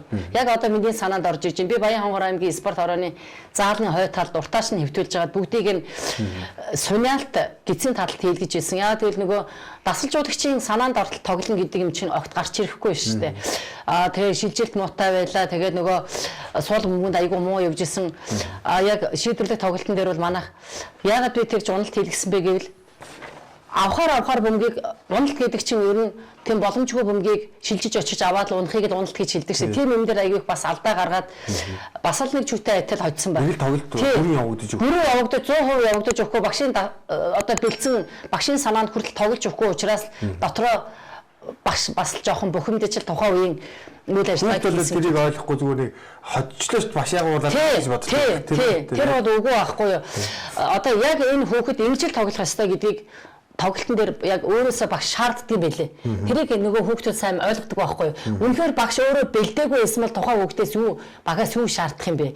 Үнэхээр одоо бэлдээгүй баг нь хожигдсан байсан бол за болоо манай хэд хожигчтай байл ингээд азны ингээд юм гэхгүй байхгүй юу. Амар бэлтгэл хийсэн аюуг цаг зав зарцуулсан хичнээн цаг хугацаа хөдөлмөр хөлс олон хүний сэтгэл зүрх шингэсэн юм дээр пэдэгээр занхаагаар тоглож өгөө нэгэнд хожиж байгаа юм чинь гээд тэгээд эсрэг тоглогч нараа бардаж эсрэг тоглогч нараа ерөөсөө тэг доошоо хийж үгүйсэх тоглож байгаа тоглогч нар хол явдаггүй байхгүй юу. Адилхан хүн юм чинь бэлтгэл хийж гэн адилхан хүн юм чинь сэтгэж гэн надаас илүү цаа талд нь сэтгүүтэй хүн ажиллаж байгаа байхгүй юу. Тэр ямиг ерөөсөө тэгж дутуу үнэлэх айгүй буруу. 2005 оны юун дээр Хинтээгийн баг нэг амар тийм техниктэй өгч нэг хоёр талтай нэг холбогчтой хүүдээс системтэй баг юутай бүгд тэр зориг тэр нэг тоглолтоор дайраад явсан. Тэр өстой тэгэл системтэй баг ингээл юмаа үзүүлэх гээл таны хэлдгээр зүгээр очиод авчих юм ингээл унж мунаад ахаар чинь дундуур нөгөө тоглолтын сэргчүүлж та дийлдэхгүй юм. Дийлдэггүй байхгүй тэр чинь. Ерөөсө тэр багийг сэргээхгүй яг л тоглолт нь орсон бол тэр чигээрэл тоглох хэрэгтэй. Энийг бол одоо залуу дасгалж байгаа гэж нар Масаа харах хэрэгтэй. Авах хэрэгтэй байх. Жишээлбэл одоо эхний парт хожичоод хоёрдугаар партыг бол яг тэр сэтгүүгээр тоглох хэрэгтэй байхгүй юу? Тэгвэл эхний парт хожичоод аюугаа тоглож ясан тоглол шууд хоёрдугаар партан дээр очиод шууд унцдаг. За яг эднийг хожих. Тэгээд заавал парт гаргачих гэсэн ойлголттой тоглоод байгаа юм шиг талбайн гадна тал сууж байгаа одоо асууж байгаа тийм яг л барьж авч яах. Тэрийг барьж явах бол айгүй хэцүү байдаг байхгүй юу? Би танаас нэг юм асуу гэж үз. Нэг гой ингээл та ингээл олон жил ингээ хүүхдүүдтэй ажиллаа. Тэр донд чизнээс янзын болондоо гэсэн хүүхднийг идэхгүй байх ч юм уу те нэг болол дургу байх ч юм уу те уг нь бэлдээд явчихвал та янзын болох гэдэг шүү дээ тийм ээ. Тийм хүүхд байсан шүү. Байдаг тийм ээ. Одоо тэр үед та нэг туршлагаас оолцоход яг залуу дасгалжуулагч нар зарим нь танаа зарим нь яаж энэ хүүхдийг татхаа мэдэхгүй байгаа. Тэрэнд бас нэг илүү юу зөвлөгөө хүү. Айгүй хөөцөлдөг байхгүй би хаатаа тий. Хөөцөлдөг байхгүй юу? Араас нь айгүй хөөцөлдөн. Жишээлбэл одоо би хараа энэ өөрийнхөө баг дотор бол Исүү гэдэг нэг охиныг хэлэх гээд байна. Исүү одоо 12 дугаар анги төгсөж байгаа л да. Гэхдээ бол айхтар овоож оцоосон мундаг. Гэхдээ айгүй сайн тоглоно. Манай хагас нам дээр тоглодог хүүхд байхгүй юу? Ерөөс дунд ангид ордгоо би чинь 21 дэх сургуульд ахлах ангид ордог байхгүй. Нэг дунд ангид ингээд хичээл ингээд нэг талд нь дунд анги 6 7 дугаар анги нэг талд нь 10 11 дугаар анги ч юм ингээд орж яхад нэг өндөр хүүхэд тэр анги дотор яваад лсэн байхгүй юу? Яваад лсэн. Тэгээд би ажиглаад яваад лсэн. Тэгээд би нэг уулзсан. Уулзаад чи ямар спорт сонирхтгүй гэдгсэн чинь би уулын багшаа нэг болоо сандаа гэхдээ нэг явна энэ төр гэдэг нэг жоохон альжгансан хүүхэд байхгүй. Тэгэхээр нэг жил ингээ харсан. Тэр нь 6 дугаар анги байхгүй. Тэгээд 7 дугаар ангид нь чи ойлвол дуртай багш нь чамайг авъя гэх. Тэгээд эхлээд бол би аваад аягүй их тэрийг тойглсон. Яг өөрийнх нь нэг аясаар явсан. Айгүй ингээд багшаа тэр хүүхд ихлээд айгүй хов зөөх гэдсэн байхгүй нөгөө яг тэрний насны үеийн хүүхдүүд хөөхөн миний ойлголт орцсон 2 3 жил бисаа аврах дараа тоглож явах тэр хүүхд чинь нөгөө өндөрдөө учраас нөгөө яваагүй дугааланд огт яваагүй ээжаад 3 4 жил явцсан хүүхдтэй дөнгөж орж байгаа хүүхд хоёрын хооронд аймаар ялгаа гарна шүү дээ. Тэгээ би тэр хүүхдийг жоохон өндөр болгох уу гэж бодоод авцсан байсан. Аваад үежэтэл ингээд би бол тэр хүүхдээ муухай харьцахгүй штэ. Тэр хамт бэлтгэл орж байгаа хүүхдүүд нь одоо нөгөө танд гэж сайн гэж гоё таалагдсан. Нилээн сайн. Нэг гоё ингээд би хаатай, гоё урт хөлтэй. Тийм нэг атаахан гоё хас намтаар тогтчихлоо гэсэн хүүхд би хараад нэг хүүхдийг яг онцолж байгаа байхгүй. Тэгээд тэгсэн чинь би ер нь нэг 4 5 сар явсан байхад багшаа би ер нь секц мэгцнээс гармаар байна гэдэхгүй юу. Тэгээ эн чи яав гэдгсэн чинь үгүй багшаа би ингээд тэгээд нинэ дээр ихэн би бодохгүй юу. Нөгөө араа нөгөө нас нь багч гэсэн 2 3 насны зөрүүтэй ч гэсэн нөгөө хүүхдүүд нь төрүүлээд орсон учраас чадвар суудсан. Нөгөө хүүхд нь болохоор араа чадвар сууж амжаагүй дөнгөж эхэлж байгаа учраас нөгөө доотлогын дүүнер нь шаардлага тавина штэ. Тэгээд тэр хүүхд чинь хүлээж авах чадваргүй штэ. Одоо тэсвэргүй байна гэсэн үг штэ тий. Ер нь болохгүй байна гэдгийг ойлгож штэ. Баг гэдэг юм мэдхгүй тэгэнгүүт нь би за тэгвэл чи энэ хүүхдүүдэд явахгүй минь нөхөө. Багш нь чамайг энэ багт бэлдэнэ гэд араа доотлогын төвшингийн хүүхдүүдтэй өөрийнх нь ойролцоо төвшингийн хүүхдүүдэд бэлдээд тэр хүүхдийг нөгөө хөөхөн гой шилжилттэй ундаг дээрээс ороос авалт нь хамгийн болоод бол хамгийн гол юм бол ерөөсөд дуртай болгож жаад одоо нөгөө техникээ хамгийн гол нь баг насны хүүхдээ авангуудаа шууд бие ялдаг дээр нь ажил болдгоо байхгүй юу? Болдгоо байхгүй. Хамгийн гол нь хараа нөгөө шилжилт, уналт, дээрээс авалт, ороос авалт гол юм энэ давалт мавалт хаалт давталгаа бол биш шүү дээ. Тэгээд нөгөө дуртай болгоод хөөхөн болгоод ингээ хайж өгөөл ингээд ирэнгүүт хүүхд хөөхөн дуртай болоод ирэнгүүт л дараагийн шатанд нь орно шүү дээ. Тэгээд ирэнгүүт тэр хүүхд чи одоо гарахын ээлжгүй ингээд шаварлаа орж байгаа юм байна зү. Тэгээд шууд заагаад авчиж байгаа юм чи яа. Тэгж би тийм нэг хүүхдийг тэгж авчихсан. Таны ярен дээрээс залуу тасч байсан нэг зүйлийг бас яг онцолж авал их зүгээр гэж би дахиад нэг хэлчихөө. Яг ингээд сайн болж байгаа хүүхдүүдийг бас шууд амар хүүхдүүд бас тавьчих болохгүй байхгүй. Харин тэ жоохон бэлдүүлж харуулж агаад доотлын зөөлн рүү явчих юм бол бас тэрэн дотроос би чи илүү юм байна гэдэг сэтгхүү суулгаж байгаа дараа нь дахиад ингэж байрлалыг нь солио үзүүлэх зүгээр. Шууд бас авиажгүй байх нь бас биш. Юу руу авиажж байгаа юутэй өрсөлдөж байгаа лээ гэдгийг харуулчаад буулгал бас их зүгээр юм. Тийм ээ залуу нас чинь энэ дээр бас анхаарал бас. Айгуу сайн анхаарах хэрэгтэй. Ягаад гэвэл жишээлбэл одоо 10 дугаар ангийн асар мундаг одоо жишээлбэл одоо 8 9 10 дугаар ангийн асар мундаг хүүхд байлаа гэхэд тэр хүүхд чинь одоо 3 дугаар анги 4 дугаар ангийн хүүхдийг би 1 дугаар ангиас нь аваад бэлдээд, хоёрт нь бэлдээд, гуравтаа айгу хөөрхөн болоо шүү дээ. Тэр чинь нэгдээ мэгдээ чайгаар нэг аавна, хоёр аавна, хөөрхөн авдаг бол шийдэл би байна гэдээ авдаг болно. Тэгээ эренгүүтээ 3 дугаар ангид ороод ирэхээр хөөрхөн доороос авалдаг болно, хоорондоо харилцдаг болно, давтлах гээд үзэх гээд айгу хөөрхөн өөрснийхөө төвшөнд тийм гоё ингээд нөгөө нэг ясны нөгөө гоё би таарсан хувц ямар байдгүй, таараагүй хувц ямар байдгүй. Тэгээд яг ингээд суулгаад авцсан хүүхэд дөнгөж 10 дугаар ангийн хүүхэд дөнгөж эхэлж байгаа 10 дугаар ангийн хүүхэд хоёр 3 дугаар ангийн хүүхэд нь 10 дугаар ангийнхаа хүүхдээ авахлах гэдэг юм да. Тийм ээ? Тийм өөр ялгаатай байдаг байхгүй. Тийм учраас ерөнхийдөө тэр сонгож авсан хүүхдээ эхлээд гоё бэлдэх ёстой. Тэгэхгүйгээр шууд нөгөө нэг чаддаг хүүхдээ оруулангууд хайширдаг юм байлээ. Тэрийг яг би тэр эсвэ дээр яг харж ирсэн. Тэгээд сүүлдээ эсвэ чинь өөрөө тэр гарахын ээлжгүй одоо нөгөө сүүлдээ уургээ. За эсвэ минь эхлээд амар хайрладаг. Би эхлээд хүүхдүүдэд ингэдэг шин нэгдүгээр ангийн хүүхдүүдэд миний хүнүүдээ, миний хайруудаа гэдэг ингээд үзэл байдаг байхгүй юу. Сүүлдээ за зүгээр агаараа хүүхдүүд та нар намайг нэг тийм амар сайхан ааштай хөгж авч байгаа гэдэг эцэг хүүхднийг инээж идэг байхгүй юу. Эцэг хүүхднийг нээлттэй хараа сууж идэг штэ манай бэлтгэл дээр. Хараа суугаад айгүй хөөрхөн тэгээд нөгөө ээжээсэн сүүлдээ тэсэхгүй нөгөө ээжийг хурах шиг байгаа юм чинь. Нэгдүгээр ангийн хүүхдүүд чинь нэг хоёрын чинь хөө эмүүжээ болоороо тэрэ болоороо гэдэг сүүлдээ хоолоо суучихгүйд заримдаа эцэг хүүхд нь тэсэхгүй тэр пүүцтэй та нар пүүцтэй ирж гэдэг баг. Тэгвэл пүүцтэй ирээд чимээгүй зас гэдэг ажил айгүй хөөрхөн зогсч. Тэгээд тэр хүүхдүүд чинь тэр дотроос юм гарч ирэн штэ. Түүнээс л хараа шууд хараа 10 дугаар ангийн 12 дугаар ангийн өндөр хүүхдүүд өндөр улсуудын түүгээд авчих юм бол ямар ч нягтрал байхгүй, ямар ч тоглолт байхгүй.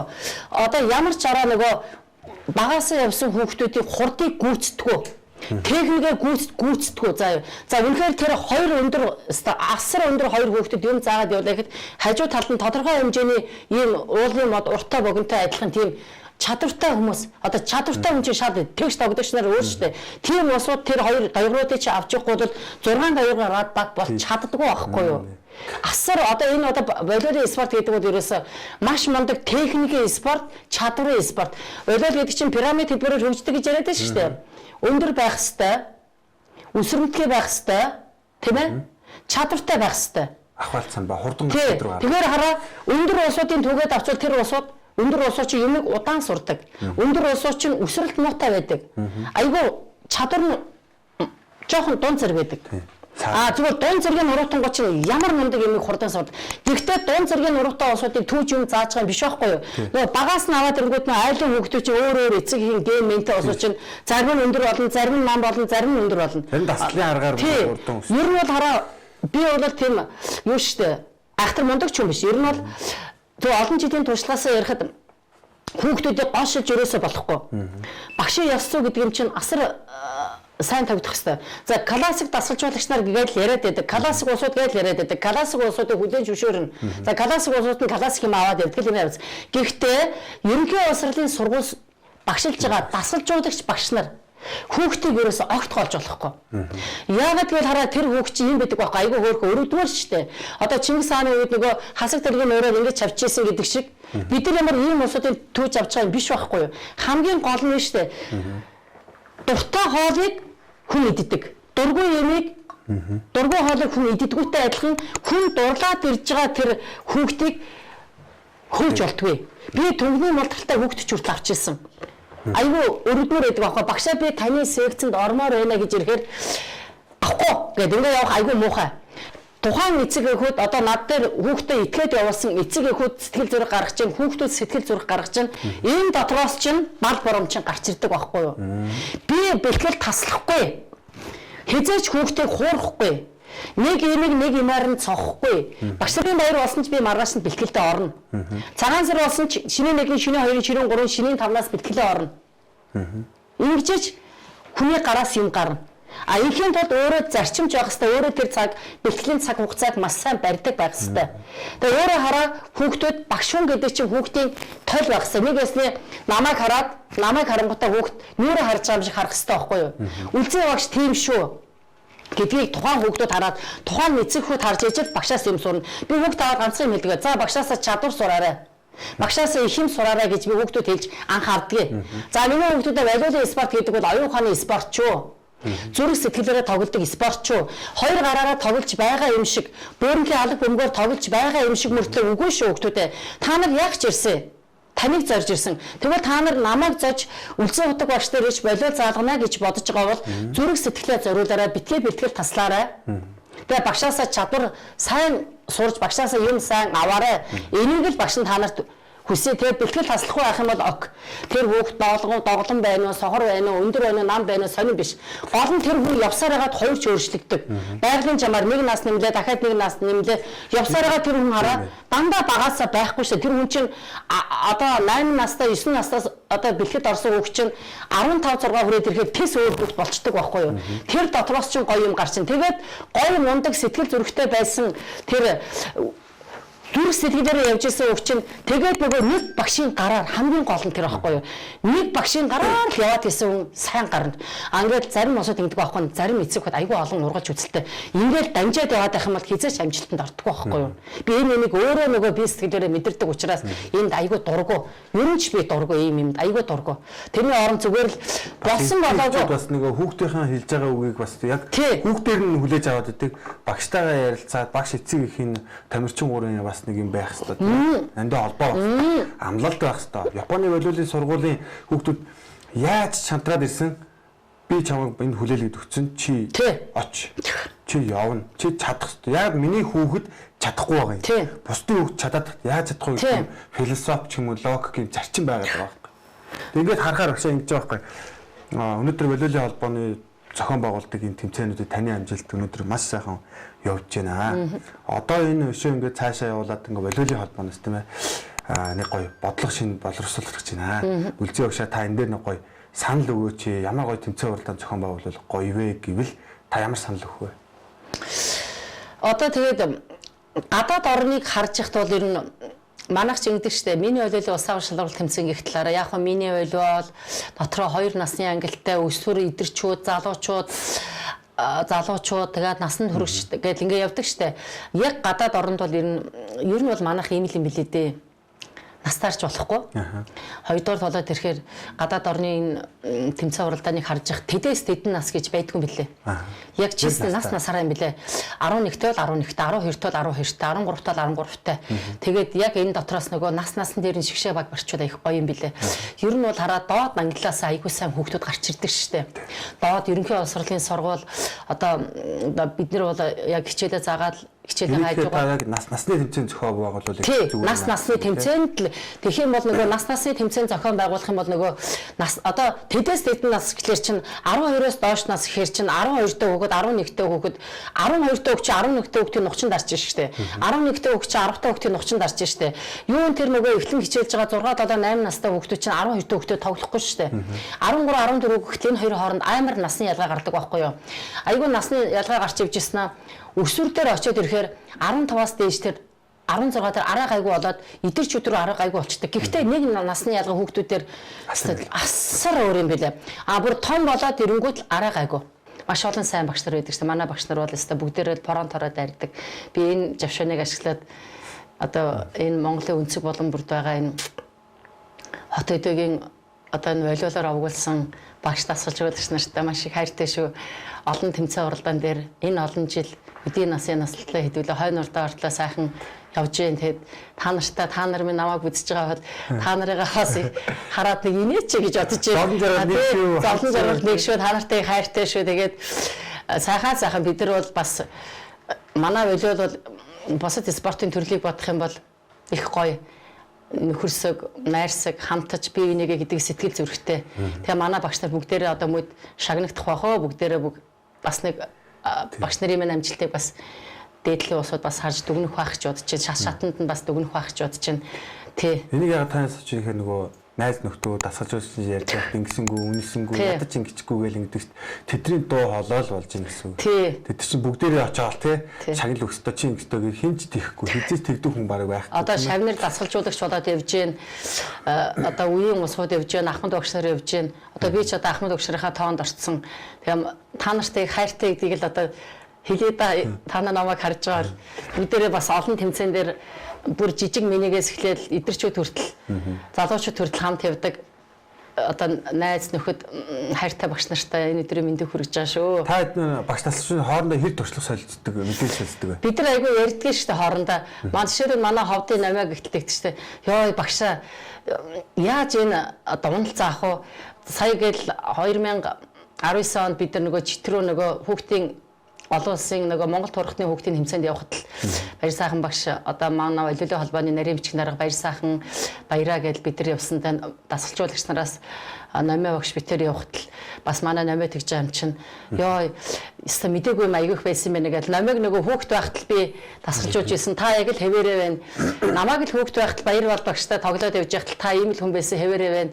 Их юм сурж байна багшаа гэж тэр хүүхд айгүй гоё багшаа танаас юм сурж байна гэхэл би ямар тийм ундаг лаг лидер классик биш. Гэхдээ хүн хараа сэтгэлийн амьтан болохоор яг тэг адилхан дасгалжуулагчараас тийм үгсээс аюу гоё юм билэ. Жишээлбэл манай отхон баярч гэсэн одоо үлзээ багшаа өстой би таны дагаад тэмцээнд орж исэн одоо энэ яг л өвөрөө байж багшаа гэж хэлэхдээ энэ л их гоё урмын үг том одоо гавьт олцсон юм шиг одоо гоё том шагнал авсан юм шиг санагддаг шүү дээ. Надад өрөөс та их гоё байна, та их гоё сайхнараа байна, залуугаараа байна гэдэг бол ерөөсөө энэ хүүхдтэй ажилласны үрш юм шүү дээ. Энэ л надад том гавьтын тэмдэг тэмдэг болж ирдэг шүү. Тэгэхээр манай багш нар бүгдээрээ сайхан ажилдаа дуртай мундаг улсууд байгаа. Тэгээд бүгдээрээ ингээд сайн сайхан амьдрахыг хүсэж өрөж байна. Энэ сая ингээд урамшуул гэдээ ярьлаа те. Урамшуул сэтгэлийн сайхан юм. Танд бас нэг боломж олгоч л да. Та бас нэг хүндээ баярлалаач гэдэг юм уу те. Бас та нартайгаа ингээд хамтарч ажиллах ч гэдэг юм уу. Тиймэрхүү талыг бас та хэлээ. За ч гэсэн бас баярлалаа шүү. Тийм шүү дээ. Одоо тэгээд энэ сайхан нэвтрүүлэгт одоо намайг урьж оролцуулсан, намайг хүндэлж явдаг бас энэ олон надаас мундаг олон классик дасгалжуулагч нар, том лигийн дасгалжуулагч нар, клубын дасгалжуулагч нараас онцолж намайг энэ нэвтрүүлэгт номер дугаар 2 болгож оруулсан энэ Монголын залуучдын олиолын холбооны тэргүүн Отхон баяртай, Отхон баяртай болон түүний хамт олонд маш их баярлалаа. Энэ бол аюул том үнэлэмж. Бас хүнээр үнэлүүлнэ гэдэг бол асар мундаг. Ер нь бол том медаль тэмдэг авснаас илүү хүнээр үнэлүүлэх, эцэгхээр үнэлүүлэх, хүүхдүүдээр үнэлүүлэх байдгийг. Тийм учраас бас их баярлалаа гэж бодож байна. За тэгээд дээр нь хамтарч ажилладаг бас нэг энэ завшааныг ашиглаад дандаа хэлж чадахгүй юм чинь Монгол-Орос цэвцмэд нэгдэл одоо төрийн өмчт үйлдвэрийн газрын хамт олондоо за хамтарч ажилладаг болиолын холбооны нарийн бичгийн дарга Готвын баяр сайхан багштай. За биднийг дандаа ингэж спорт залаар хангадаг энэ байгууллагын хамт олондоо маш их баярлж байна. Хүүхдүүдийнхээ өмнөөс мөн дээр нь уралдаан тэмцээнд ороход бас нэг тодорхой хэмжээний зардал мөнгө төсөв санхүүгээд маш их хэцүү байдаг. Тэгэхэд Эрдэнэ туулын үйлдвэрийн баяжуулах Бадам сүрэн захиралтай хамт олондоо баярлалаа. Мөн тэгээд нийслэлийн тэргүүний Баянзэрх дүүргийн 21-р сургуулийн оюун чимэг захиралтай баг хамт олондоо маш их баярлалаа. Ер нь бол сургуулийнхаа олиолын эцэг эхчүүд хамт олондоо шав нартай их баярлж удаг. Миний шав нар чинь асар мундаг. Одоо тэгээ COVID-19 үеэр багшаа санаж гэдэл комент ирдэг. Саналаа гэдэг яг одоо энэ өвчнөө сэдвэлээ хурдхан шиг л салмаар байна. Аюултай байна. Вирустэй байгаа учраас бүгдээрээ сайхан бие сайн бодож байгаараа цар тахлаа зөрснөхөө сайн хамгаалаараа, маскаа сайн зүгээрээ, бэлэгээ сайн бариараа, гараа сайн угаагаараа гэж багш нь ярьж байна. Энэ бас одоо юу яаж нэг Монгол техник гэдэг байгаа шүү дээ. Одоо олон улсад бол Орос нэг өөртэй ихтэй, Японы өөртэй ихтэй, Солонгос өөртэй ихтэй. Энэ Монгол техник байх ёстой тийм ээ. Та юу гэж бодож байна дэрийг? Ямар байвал дээрэс нь Монголын олиолын албанаас дахиад те санал авч байна. За бид нар ерөөсөө бодлого өрөөд 10 жилийн хугацаанд нэг том Монгол техник гэдэг зүйлийг гаргаж ирье. Энийг одоо 10 жилийн дараах хүүхдүүд маань хөвсөөр байгаа те хэрэгжүүлсээр байгаа. Ингээд явбал үлзий өгшөө та нэг бүгдийг нь оруулдаг магт миний мэдж байгаа яг энэ техник бол өстой Монгол техникт бол яг хэрэг болно шүү гэж би бодож байгаа зүгээр те ийм санал оруулнаа гэдэг нэг хэлэх байдгүй танд бодож явдаг юм. Гэхдээ яг багш бүхэн өөр багшаар бэлтгэгдсэн байдаг өөрсдөө. Би гэхдээ усан дорж багшийн шав, за Отхон баяр гэхэл урнаа багшийн шав гэдэг ингээ ярихад бол багш бүхэн өөрсний техниктэй байдаг, өөрсний заах аргатай байдаг. Тэгвэл тэр урнаа багш бас өөр багшаар бэлтгэгдсэн байдаг. Лувсан дорж гэдэг багш өөр багшийн техникээр бэлтгэгдсэн байдаг. Би бол ганцхан юм боддгийн. Би өнөөгөө бид нар бол шүүмжлэхгүй. Хамгийн гол нь стандарт гэдэг юм л аягүй чухал байдаг. Нөгөө нэгдсэн журмаар одоо Монголын олиолын холбоо, Монголын олиолын залуучуудын холбоо ч юм уу хамтраад одоо энэ амралтын үеэр одоо ковид мовид бол биш л дээ. Ер нь бол нэг амралт тааруулаад яг аль нь ачаалгүй хөдөө орон нутгаас ирж байгаа багш нар нь яг болиод хариуцсан дасгалжуулагч багш нар нь нийслэлийнх нь тэг ингээ базаад яг энэ хоёр холбоо одоо энэ хамтарсан одоо та нар залуучуудыг сайхан ажил хийж байгаа шүү дээ. Манай холбоотойгоо хамтраад олон улсынхаа сургалтын үздэг биднийг намайг бол дөнгөж багш болж яхад маш олон удаа юу авдаг байсан шүү дээ.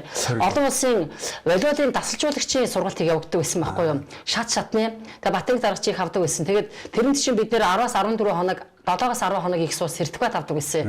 Нэг Чехаас, Хятадаас багш нар ирж, Японоос багш нар ирж заадаг байсан байхгүй. Ер нь бол хараа ингээд ажлын үед бол аюу хэцүү юм билээ. Яг ингээд сургуулийн хүүхдийн амралт тааруулаад ч юм уу бүр бодлогын чанартай тэг бүр стратеги төлөвлөгөө боловсруулж агаад тэгээд яг за багш нараа за хинтээ аймагаас хэдэн багш ирэхий хэд ч байсан хамаагүй. Хэд ч ирж болно. Хүүхдтэй ажилдаг толгойтой бүхэн ирээгээ тэг ингээд дээдлийнхэн толгооноос барингуудаа за одоо яг энэ техникээр л явна шүү гэсэн стандарт гаргаад тэгээд нэгдсэн нэг стандартаар явах юм бол гоё юм билээ. Ягаад гэвэл би чинь 12 онд төлөө 11 онд Эрдэнэ чулуун багш бид нар хоёр чинь нөгөө нэг Азийн Зүүн Азийн хүүхдийн октын аврах шалралт тэмцээн Чиндаа юу гэд мужид хүүхд таваад явж байлаа шүү дээ. Эрдэнэ чулуун багш бид Батынх бид нар явж исэн. Тэгэхэд бол тэр Япон, Солонгос энэ тэр одоо энэ хятадын энэ олимпиад авраг аваад байгаа энэ багчин тэр үедээ 16 настай байсан хүүхдүүд гарч ирээд тэр Японы хүүхдүүд бол тэр эхний хүүхдэл гарч ирээд нэгийн өнцгтэр согч байгаа бол арийнхын хүүхдүүд бүгд гарч ирээд нэгийн өнцгтэр гарч ирээд 4-өөс 5-ын өнцгөрөө цохоод бүгд гарч ирээд тэг цаг. Тэр Вата гэдэг нэг ээл тоглогч Японд байдаг гэсэн. Тэгэхэд айгүй бишэрч байсан. Тэгэхэд бид нар болаараа ингээд тэр Азийн Зүүн Азийн тэмцээнд октод аваад явж байхад бол ёстой. Үнэхээр юм бас хараа тухайн үед бол бас өндөр нуруутай хүүхдүүд аваад явлаа гэж бод манай техник бол гоё байсан. Техник бол гоё мөртлөө манайх жоохон удаан тэгээ дээр нь тарган тэгээ дээр нь намхан нуруутай байсан. Одоо юу юм блэ? Одоо нэг эдийн засаг айгүй хөшөөр айгүй хэцүү юм билээ шүү дээ. Тэгээ эренгүү чинь голчлон баг нарын хүүхдүүдээр түшглээд явцсан. Тэгээ манахаас нэг хүүхэд булганаас нэг хүүхэд ч юм уу ингээ аваад явах чинь. Тэгээ ингээд нөгөө тэмцээн уралдаан болсон. Одоо та нар чи олон улсын тэмцээнд их орцсон, чигшээ мэгшээд явцсан. Ороо унтахтал ингээд хаалганы доогуур нэг сэтгүүд ороод ирдэг. Тэгээ ингээд сэтгүүдийг харахад ерөнхийдөө 12 тамирчин, 12 клубээс нэг тамирчин. Тэгээ нурууны өндөр тэгээд тэр тухайн сэтгүүл дээр тэгээ тухайн өдрийн тамирчдын нөгөө нэг юу одоо нөгөө статик үзүүлэлт гэдэг ингээ ороод ирдэг байхгүй. Тэгэхэд л нөгөө манайх чи нөгөө хоёр талаа л нүдүүлээд байдаг. Яалчгүй хоёр талаа нүдүүлэхээс өөр арга байхгүй. Хоёр талын үзүүлэлт нь өндөр гараад ирдэг. Тэгээ ирэхэд араа би ингэж бодож ирсэн. Техник бол айхтар манайх бол нэг тэр Аз дотроо бол айхтар юу биш юм билээ шүү дээ. Техник бол дутаатах юм ерөөсөө байхгүй. Хамгийн гол нь нуруугаар бол айгүй алуулж ирсэн байхгүй. Жишээ нь наа заахны ихэл Иран, Австрали энэ төр бол техник амар муутай, гоцоос өндөр. Тэгээд ингээд харахад хараа манайх техник илүүтэй мөртлөө манай өндөр тоглогч нар гол тоглоо гэж яхад дээгүүр нөгөө ямар ч техникүүд ойлгож гарч ирсэн усууд ингэчихэж байгаа юм чинь. Тэгээд тэрийг яг би олон тийм олон улсын тэмцээндүүд орж үзээгүй л дээ. Гэхдээ бол яг хөө манай волейболын холбооноос боломж олгоод манай дүүргээс зардал мөнгөний дагаад бас л энэ чинь урамшуул байхгүй юу. Дээр нөгөө бид нар ярьж байсан багшийг яаж урамшуулах вэ гэж ярьжсэн. Энэ чинь бас л урамшуул. Ерөнхий боловсролын сургуулийн багш нар чинь дандаа юмны ард үлддэг. Анхан шатны хүүхдүүдэд ажиллаад тэгээд дээд лигийн дасгалжуулагч нар гэдэг нэг хэдэн мундаг дасгалжуулагч нар нэг хоёр хүн яваад л байдаг, нэг хоёр хүн яваад байдаг.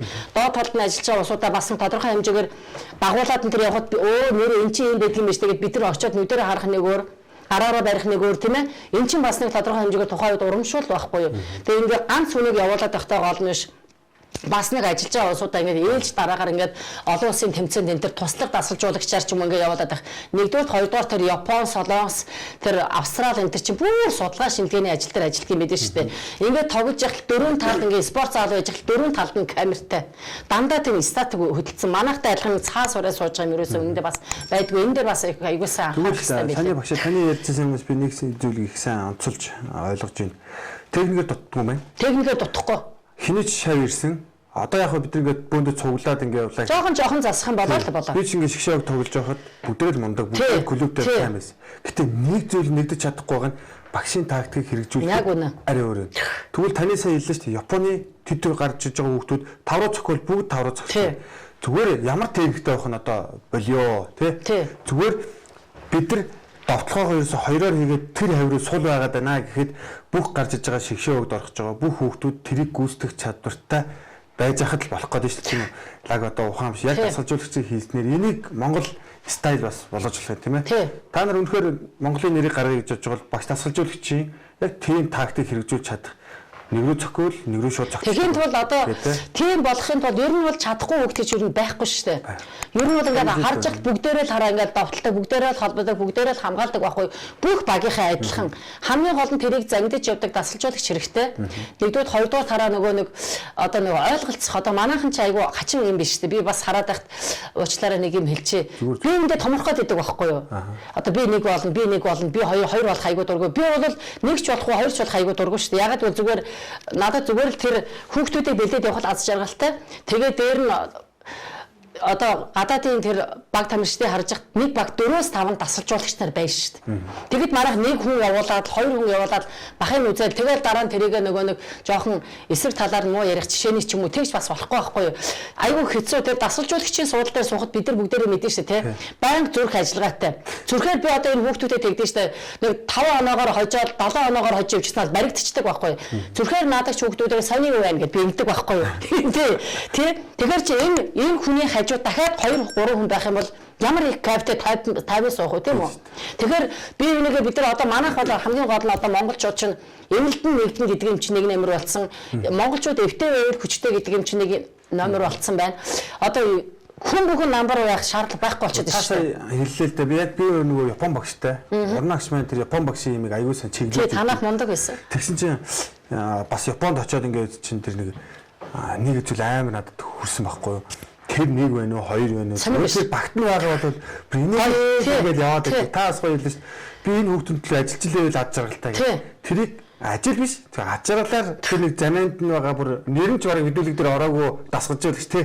Гүүгээл тэр нэг бөмбөгийн халаат хийж ахсдаг гүүж очиад маа гээл үгээл. Ер нь ийм байдсан байлээ шүү дээ. Тэр ер нь хараад байхад тийм ерөнхий дасгалжуулагч юм ахлах дасгалжуулагч байснаас туслах нь явж байгаа хүн амар юм билээ шүү дээ. Би бол нэрээ боддгоо шүү дээ. Би одоо ингээд баяр саган багш би тэр шин тус тустай багтаа явж исэн байхгүй юу. Тус тустай амар ажиллаа явж исэн. Тэгээд шигшээ баг гэдэл баян зэрэг дүүргийн засаг даргатай гаргасан. Тэгээ эрэнгүүт би чинь бас айж байгаа байхгүй тодорхой хэмжээгээр бүхэл бүтэн баян зэрэг дүүрэг гэдэг чинь хамгийн том хүн амтай хамгийн том дүүрэг. Тэгээ бүхэл бүтэн дүүргийн нэр хүнд гаргах гэдэг чинь нэг сургуулийн нэг 10 жилийн багшийн хийдэг ажил бас маш хүнд. Би чинь олон удаа нэр усаа өөрчилж явдаг ч юм биш. Би үргэлтэй өнч нөхөр энэ чинь одоо номер 1 гэдэг шиг явж штэ. Багш нь бол зүгээр л ингээд л явж байна. Надад бол тэр л аз шаргал. Тэгээ явж хараа за шигшээ баг гэл баян зэргийн шигшээ баг гэдэг ирэнгүүд надад айгүй амар нэг Монгол улсын ерөнхийлөгч болсон гэж санагдаа айгүй эвгүй санагдсан шүү дээ. Тэгээ ирэнгүүд би нэг спорт орон дарагтай хэдээд би ер нь ганцаараа ажиллахад айгүй хэцүү байна. Ягаад гэвэл би хажуудаа нэг хүн авмаар за тэгвэл та өөрөө нэг хүн авангууд би хүүхдээ сайн ажиллахад хүн авна шүү. Тэгээ баяр саган багштайгаа хоёлаа ийм байна гэсэн чинь баяр саган багш маань дэмжиж тэгээ хоёлаа ингээ ажилласан. Ингээ явчихад манай баяр саган багш ингээ ахлахыг гээд явж байгаа. Надад хөө хаац чаргалтай ягаад гэвэл ингээ юмэнд биччихээ хараад тэгээ юм барьж байгаа ингээ сонсчод тэгээд ганцаа ингээд ахлах игээд явах чинь хинтээ ярих хажуу тийшээ. Би буруу ярьж байгаа болоо зөв ярьж байгаа болоо гэдэг ч юм уу те. Эсвэл чи миний хажуу ирээс төгөө амар отхон баяр байгаа юм чи ямар амар вэ те. Айгүй амар байдаг байхгүй. Одоо яах вэ? Алиг алингаар салих уу солилцоо яаж байгаа одоо яах вэ гэдэг ингээ ярихад ганцаараа гарах шийдвэр нэг өөр хажууд хүнтэй ярих шийдвэр нэг өөр би тэгснээр ахлах магалах хийх бас их дурггүй. Ягаад гэвэл эндээс одоо манай хоёр саган багч хөдөлгөөний холбооны нарийн бичих болсон. Та тэнд байжгаараа гэж би тэгдэг байхгүй. Зарим хүмүүс уралдал энэ баяр саган ч одоо яхаараа энэ сууж идгийг ард нь суугаад байх ингээд хүн чинь айгүй тэгдэг мөлий тэгдэг байхгүй. Одоо би ингээд нас маань 50 гарч явж байна. Энэ олон жил ажиллаа 30 гаруй жил ажиллаа явж байгаа. Одоо залуучууд болоод ингээд амар баартай сууждаг байхгүй. Би бол ингээд одоо энэ хүүхд жавхлан миний хажуу дээрээ суухад надад капитал шүү дээ. Одоо яах вэ? Алиг нь энийг сольчих уу яах вэ гэдэг ч юм уу те. Бас хэд юм мэдгийг туршдаг. Би тэгж хүн турш би ер нь хүн туршдаггүй шүү дээ. Би л туршна. Би туршдаггүй. Яг л хараа надад санаа бодлын сэтгэл байвал гоёд байхгүй багшаа энийг солих энийг яах вэ одоо солилцоо хийчихгүй яах вэ гэдэг ч юм уу. Ганцаар яах нь чүгчээ солилцоо байлаа. Хүн солино шүү дээ. Энийг солих уу яах вэ гэдэг ч юм уу. Ямар байна гэдэг ч юм уу. Ингээл телевизээр ингээд тоглолт харж явах чинь буруу солилцоо хийдэг байхгүй тий. Тантай ажиллаж байгаа дасгалжуулагч бол их л гоё үү. Би бол тэгдэг. Амар хүнийг дэмждэг. Би тэгс ерөөс бол бас бүгд тантай адилхан бодлого шүү дээ тий. Үгүй юм бэлээ. Ахлахуулахад яриад байдаг байхгүй. Ахлахуул нь тэгээ ахлахуулахаараа бүрэн шийдвэр гаргана. Гэтэ яг мэдээж энэ дасгалжуулагчдын левел гээд янз янзын байгаа шүү дээ тий. Энэ хөлбөмбөгийн холбооны энэ дүрмийг ингээ уншиж яхад ингэж байгаа байхгүй юу. C зэрэглэлийн дасгалжуулагч, B зэрэглэлийн A зэрэглэлийн дасгалжуулагч. Энийг ялгаагаад энэ зүйл дээр мэдлэгтэй мэдээлэлтэй байж ах гэсэн. Манайхын хувьд бол ахлах нь ямар үүрэгтэй, дасгалжуулагч бусд нь ямар үүрэгтэй, ямар ажлуудаа шийрлээд авах уу гэд ингээ явдаг тий. Тэгээ чи үүрэгтэйс л за айгүй мундаг туслах дасгалжуулагчтай гэж ахлахыгээд бааварлаад ингээ суучод гоё л да. Тэ шийдэл отхон байр хүний тослог болсон би айгүй ахтал. Зааг юм хийгээр тийм юм хийгээр багш нь халаагаар амар юм хийхөө туслахтай байх юм бол яалчгүй өөрөө ордог байхгүй юу. Тий яалчгүй. За одоо тэгэр ингээ гэдэг ч юм уу айгүй найдвартай ингээ нэг хэсэг миний шамнараа явж нэг болсон юм. Сүүлийн хараад байхад ховчтраа бэлддэг болчихсон. Нэлээ бэлддэг болчихсон. Тэгээд ерөнхий дасгалжуулагч нь за одоо тоглогч маань одоо тоглолт нь орж ийн үү, сандарч ийн үү, гартан бөмбөг орж ийн үү гэдэг. Тэгээд харж тараа ингээд 4-5 дасгалжуулагч ач холбогдол дээр шүү дээ. Нэг нь хараа ингээд бэлтгэл гэмтэл дээр явдаг юмч, нэг нь хараа сэтгэл зүй дээр явдаг. За нэг нь хараа ээлээ халааж яхад, нэг нь хараа тэрэнд одоо коммуниц хийгээд би халаалтан дээр тоглолтын би халаалтан дээр юм хийгээ сууж заавал тэрэн дээр ахлах гарах шаардлагатай. Тэгээд одоо манай хөлөөлийн холбоо бас ийм бодлого барьж байгаа мэлээ шүү дээ. Ер нь нэг баг 4-5 дасгалжуулагч та бодё гэж сая өсвөр дээр баяр нарийн бичиг ярьж штэ. Тэгэнгүүт хараа тэгээ эрэнгүүд яг хуу шагнал урамжлал медалийн нэмье энэ асар том боломж байхгүй.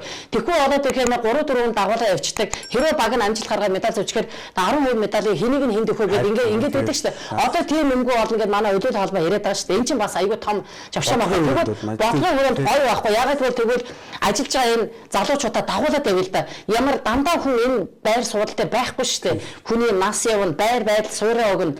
Би бол одоо намайг дагаад явах хүн байх юм бол дагуулад явмаар байгаа байхгүй юу. Одоо залуучуудыг дагуулж явмаар байна. Юм сургамаар дасгалжуулагч байсан гэдэгт аюу гоё амар мундаг шүү дээ. Ямар мундаг өөрөө гоё хүнд нүмертэй, нөөлөгтэй, хүүхдэд гоё харьцсан. Одоо ямар сандаа баяраа өгш гэдэг шүү дээ. Ер нь загнахгүй шүү. Надад юм байсан бүр ингээл ингэдэж штэ үлзээ багш манай клуб 10 жил өсвөр бүх юм мэдэрсэн. Бүгдээр мэдэрсэн. Одоо тэгээд нарийн бичгийн даргыг нэгээ явж байна. Бид төр чинь тустай явж байхдаа бүх юм мэдэрдэг байж ал цуг явж яснаа хоёулаа салдаа нэг хэсэг. Сүхбаатар аймаг нөө гэрээ хийгээд аваа явчихгүй. Тэгвэл өөрөө дангаараа шийдэж яваа гэж бас их айхтар байгаас үлзээ багшаа аавын нутгаас ийм шийдвэр ирлээ. Одоо яах вэ гэхээр хүн амьдралаа бодох хэрэгтэй шүү. Хүн тодорхой хэмжээний 3 жилийн гэрээ хийгээд ингэж яах чинь явах хэвээр та яв гэж юм чинь тэ 11 12 13 он жилөө 16 он битэр иргэсэн шүү. Тэгэнгүүт тэр 3 жил яваа 15 14 13 онд юм байна. Тэгээд ингээд хоёулаа тус тусаа явж байгаа мөртлөө бас л зүрх сэтгэл нэгтэй. Манай багийг тоглож яхад баяраа багш Сүхбаатарыг тоглож яхад би тэгээд баяраа багш манай багийг тоглож яхад ард тал дээрээс очиж өөрөө Сүхбаатарыг дасгалжуулаад явж байгаа шүү дээ. Тэгээ эрэнгүүт нөгөө ингэдэг шүү дээ. Айгу нөмөр нөлөгтэй одоо магтж байгаа юм шиг хүн яриад бас хүний магтахгүй бас болохгүй байхгүй. Монголын залуучуудын хөлөөлийн холбооны тэргүүн чи Отгонбаатар, Чулуунбаатарын Отгон баяр гэдэг та өөрөө тий таныг би миний хөлөөл байхаас нь мэднэ. Би таныг тэмцээн уралдаанд аваад явж ирсэн. Миний хүүхдүүдтэй та тэмцээнд ороод төрүүлээд медаль аваад явж ирсэн. Таныг тий хүүтэн заалан хэдүүлээ яаж явдаг байла хамгийн гол нь шүү дээ. Бидний ингээд яг А цэг Б цэг хоёроос явсаар хагаад төгсгөл дээр нэг л цэг дээр очино. Нэг л юмны төлөө Монгол улсыг л одоо Азийн төвшөнд л одоо ер нь ингэдэг биш шүү дээ. Доод үедээ айгүй сайн явж байгаад манайх чинь нөгөө дээд үедээ Аз руу гараад ирэхээр жоохон алдаад байгаа байхгүй юу. Тэгэхээр яг Монголын шигшээ баг гэдгийг л нэг 15-аас дээш ч юм уу 16-аас дээш насны бариуд их чухал юм байгаа.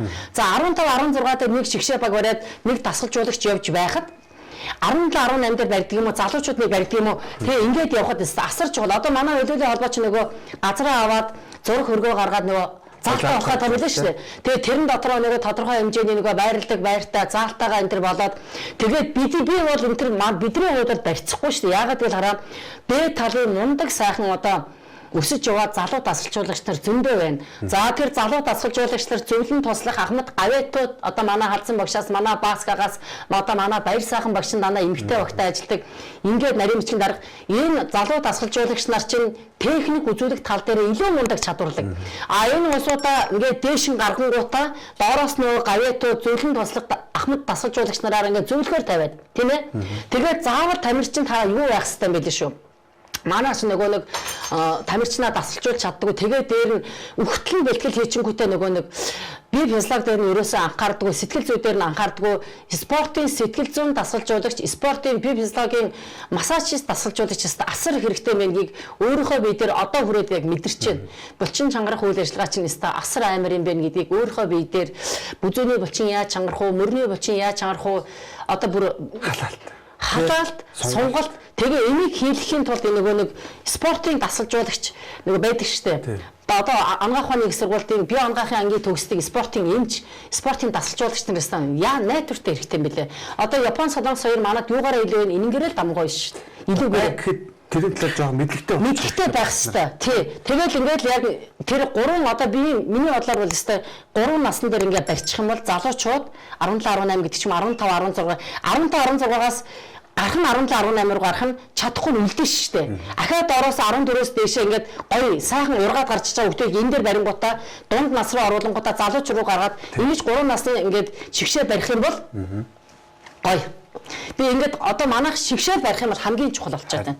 Одоо тэгээ заалтаа одоо шигшээ барих хэрэгтэй. Багшаарын тийм юм ярьж байдаг. Одоо манай тентэр бол одоо тэртээ дэргүү одоо доотлыгаа залуучуудыг би одоо нэг гоё ингээ 20 этэй эргээд 20 этэй болмоор байна. Нэрээ Огийн нэрээ багш нь 21-р сургууль 96 онд ирчээд 70 80 волейбол хөгтөд дагуулад юу гүйдэг байлээ шүү дээ. Их тэнгэрийн ам руу. Мод өрөөд гүйдэг байлээ шүү дээ. Их тэнгэрийн ам руу эхлээд л 45 минут 50 минут гүйж явж ирсэн. Сүүлдээ 40 минут руу ороод сүүлдээ 30 минут руу ороод хурд сайжраад байна гэсэн үг байхгүй юу. Гээл ингээ гүйж явж байгаа ирээд юм хийлгэн. Хүмүүний хүүхдүүд тустай өдөрт хүүхдүүд тустай явж хат нэг гүйж явсан чинь тоосон чинь нэг хүүхд маань дотоо өө хаврын ийм жоохон хямрахтай хавсрахтай нэг хүүхд маань их тэнгэрийн амны наадлын энэ одоо баруун гар талын жалган дотор хөвтчихийдэг тэр 88 оны нэг хүүхд маань алхаж байгаа шүү тэр хүүхд.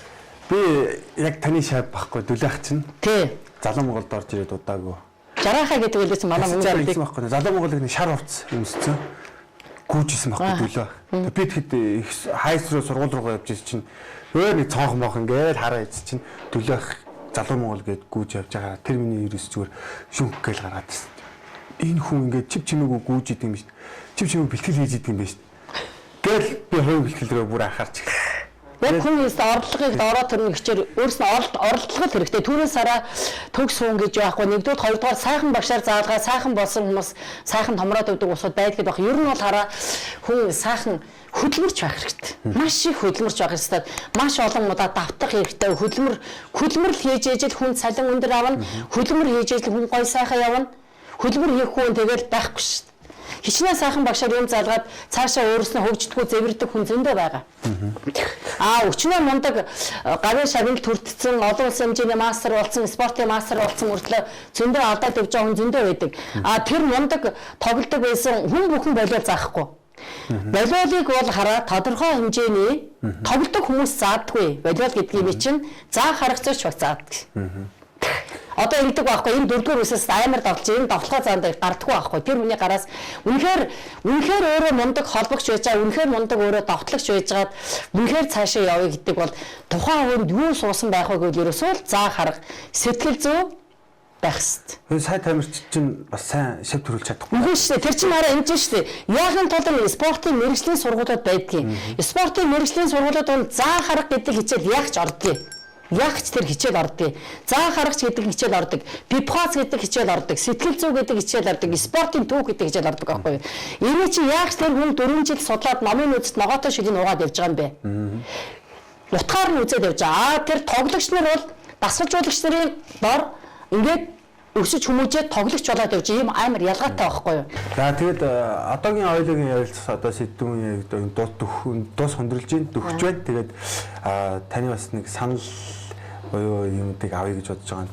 Жишээлбэл одоо Монголын волейболын холбооноос одоо тийм ээ багш дасгалжуулагч нарыг урамшуулах бодлого боловсруулах гэж байгаамаа. Тэгээд бид нар өөрсдөө ингээд шууд ингээд шагнах нүдээ олохгүй байж магадгүй багш дасгалжуулагчдын зовлон жаргал тий шоос ингээд ажилласан хөдөлмөрийг үнэлэхэд ямар гоё урамшуулсан эцтэй тавьбал зүгээр вэ гэдэг санал асуулга явбал та хоёр нь багш дасгалжуулагч нарыг төлөөлөөд бас тийм доор ажиллаж байгаа шав мөн одоо таны ажиллаж байгаа хугацаанд юу байвал их таатай гоё урамшуул болж чадах вэ гэдэг зөвлөгөө одоо санал асуулга авчвал та юу гэж хариулах вэ? За ер нь хүн аль болохоор магтаал хайгуу дуртай шүү дээ. Сайн байна. Мундаг шүү гэдэг ч юм уу те.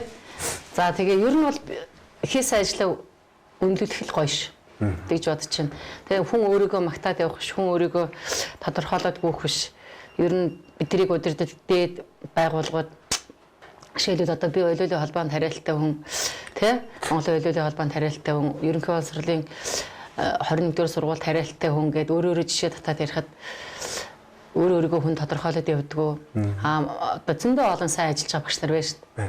Тий, ер нь бол хүн бол яг хаа өчүүх амьд шүү дээ. Тэгээд ер нь магтуулах хайгуу дуртай, шагнуулах хайгуу дуртай.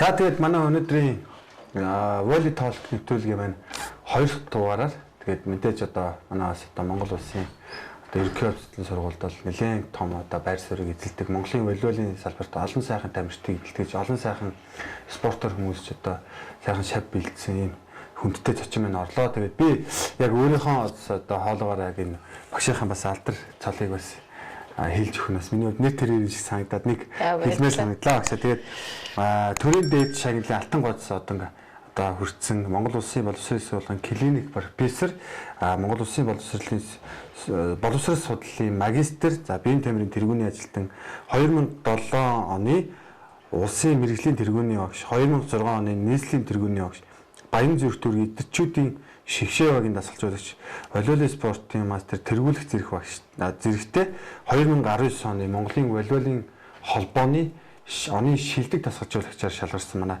Дамбын одоо Үлзий утга багш маань манай нэвтрүүлэгт оролцлоо. Тэгээд ийм сайхан одоо цолтой, ийм сайхан алдартай, олон сайхан шав төрүүлсэн ийм сайхан эрхэм хүндтэй Үлзий утга багш манай нэвтрүүлгийг зориод бас урилгын маань хүлээж авч олон сайхан залуу дасгалжуулагч нарт зөвлөгөөгөө өгч, волейбол спортын талаар хуурч хөөрч, дээрээс нь олон сайхан багш нарынхаа нэр алдрыг дурсаж, волейболчдоо бас одоо сайхан нэвтрүүлэгт одоо чимж оролцуулж байгаа танд их баярлалаа гэж хэлье. За тэгээд өнөөдрийн энэ сайхан нэвтрүүлэгтээ намайг урьж оролцуулсан Монголын залуучуудын волейболын холбооны тэргүүн Ч Отгонбаатар, за түүний хамт олон хамтран ажиллаж байгаа залуучууд та бүхэндээ их баярлалаа. Тэгээ энэ завшааныг бас ашиглаад би бас нэг ганц юм ярмаар нотхон байр. Болно. Одоо энэ багш болсны бас нэг миний үр дүн багч би боддог. Одоо миний нэрмж тэмцээ одоо 8 дахь удаага нийслэл зохион байгуулагдсан. За тэгээ энэ тэмцээний гол утга учир, энэ тэмцээний зорилго бол за яг бид нар эдэрчүүдийн улс аварга болон өсвөрийн улс аварга насны тэмцээнд дасгалжуулагч нар багуудаа аваад орчдог. Улаанбаатар хотод ажиллаж амьдарч байгаа ерөнхий боловсролын сургуулийн багш нар аюу их ардталд нь үлддэг байхгүй. Тийм учраас энэ тэмцээний гол зорилго бол тухайн хүүхэд тухайн сургуулиасаа орно гэсэн зорилготой явагддаг учраас багш нар энэ волейболын спортоор их хүүхдээ их ажиллаж байгаа сүүлийн үед одоо 8 удаа зохион байгуулагдана гэдэг бол их том амжилт. Энэ тэмцээний зохион байгуулахад Монголын волейболын холбоо, за тэгээд 21-р сургуулийн хамт олон захиргаа, үе үеийн шавнар эцсийнхүүд хамтран ажилладаг. За энэ тэмцээнийг бас тодорхой хэмжээгээр манай нийслэлийн 9 дүүргийн ерөнхий боловсролын сургуулийн волейболын багш дасгалжуулагч нар бас их хүсэн хүлээдэг, хүүхдүүдийн маань хүсэн хүлээдэг тэмцээн байгаа. Энийг би бас нэг нэмээд хэлчихье гэж бодлоо. Яагаад гэвэл эн чинь олон хүний сэтгэл зүрэг шингэсэн 2 жил тутамд болдог тэмцээн байгаа. Улсын аварга болоод ирэхээр шигшээд явждаг, клубээрээ шигшдэг, дүүргээрээ шигшдэг. Миний энэ тэмцээн бол яг тухайн сургууль сурдаг хүүхдүүд сургуулиасаа ордог. Маш гоё нээлттэй тэмцээн болдог.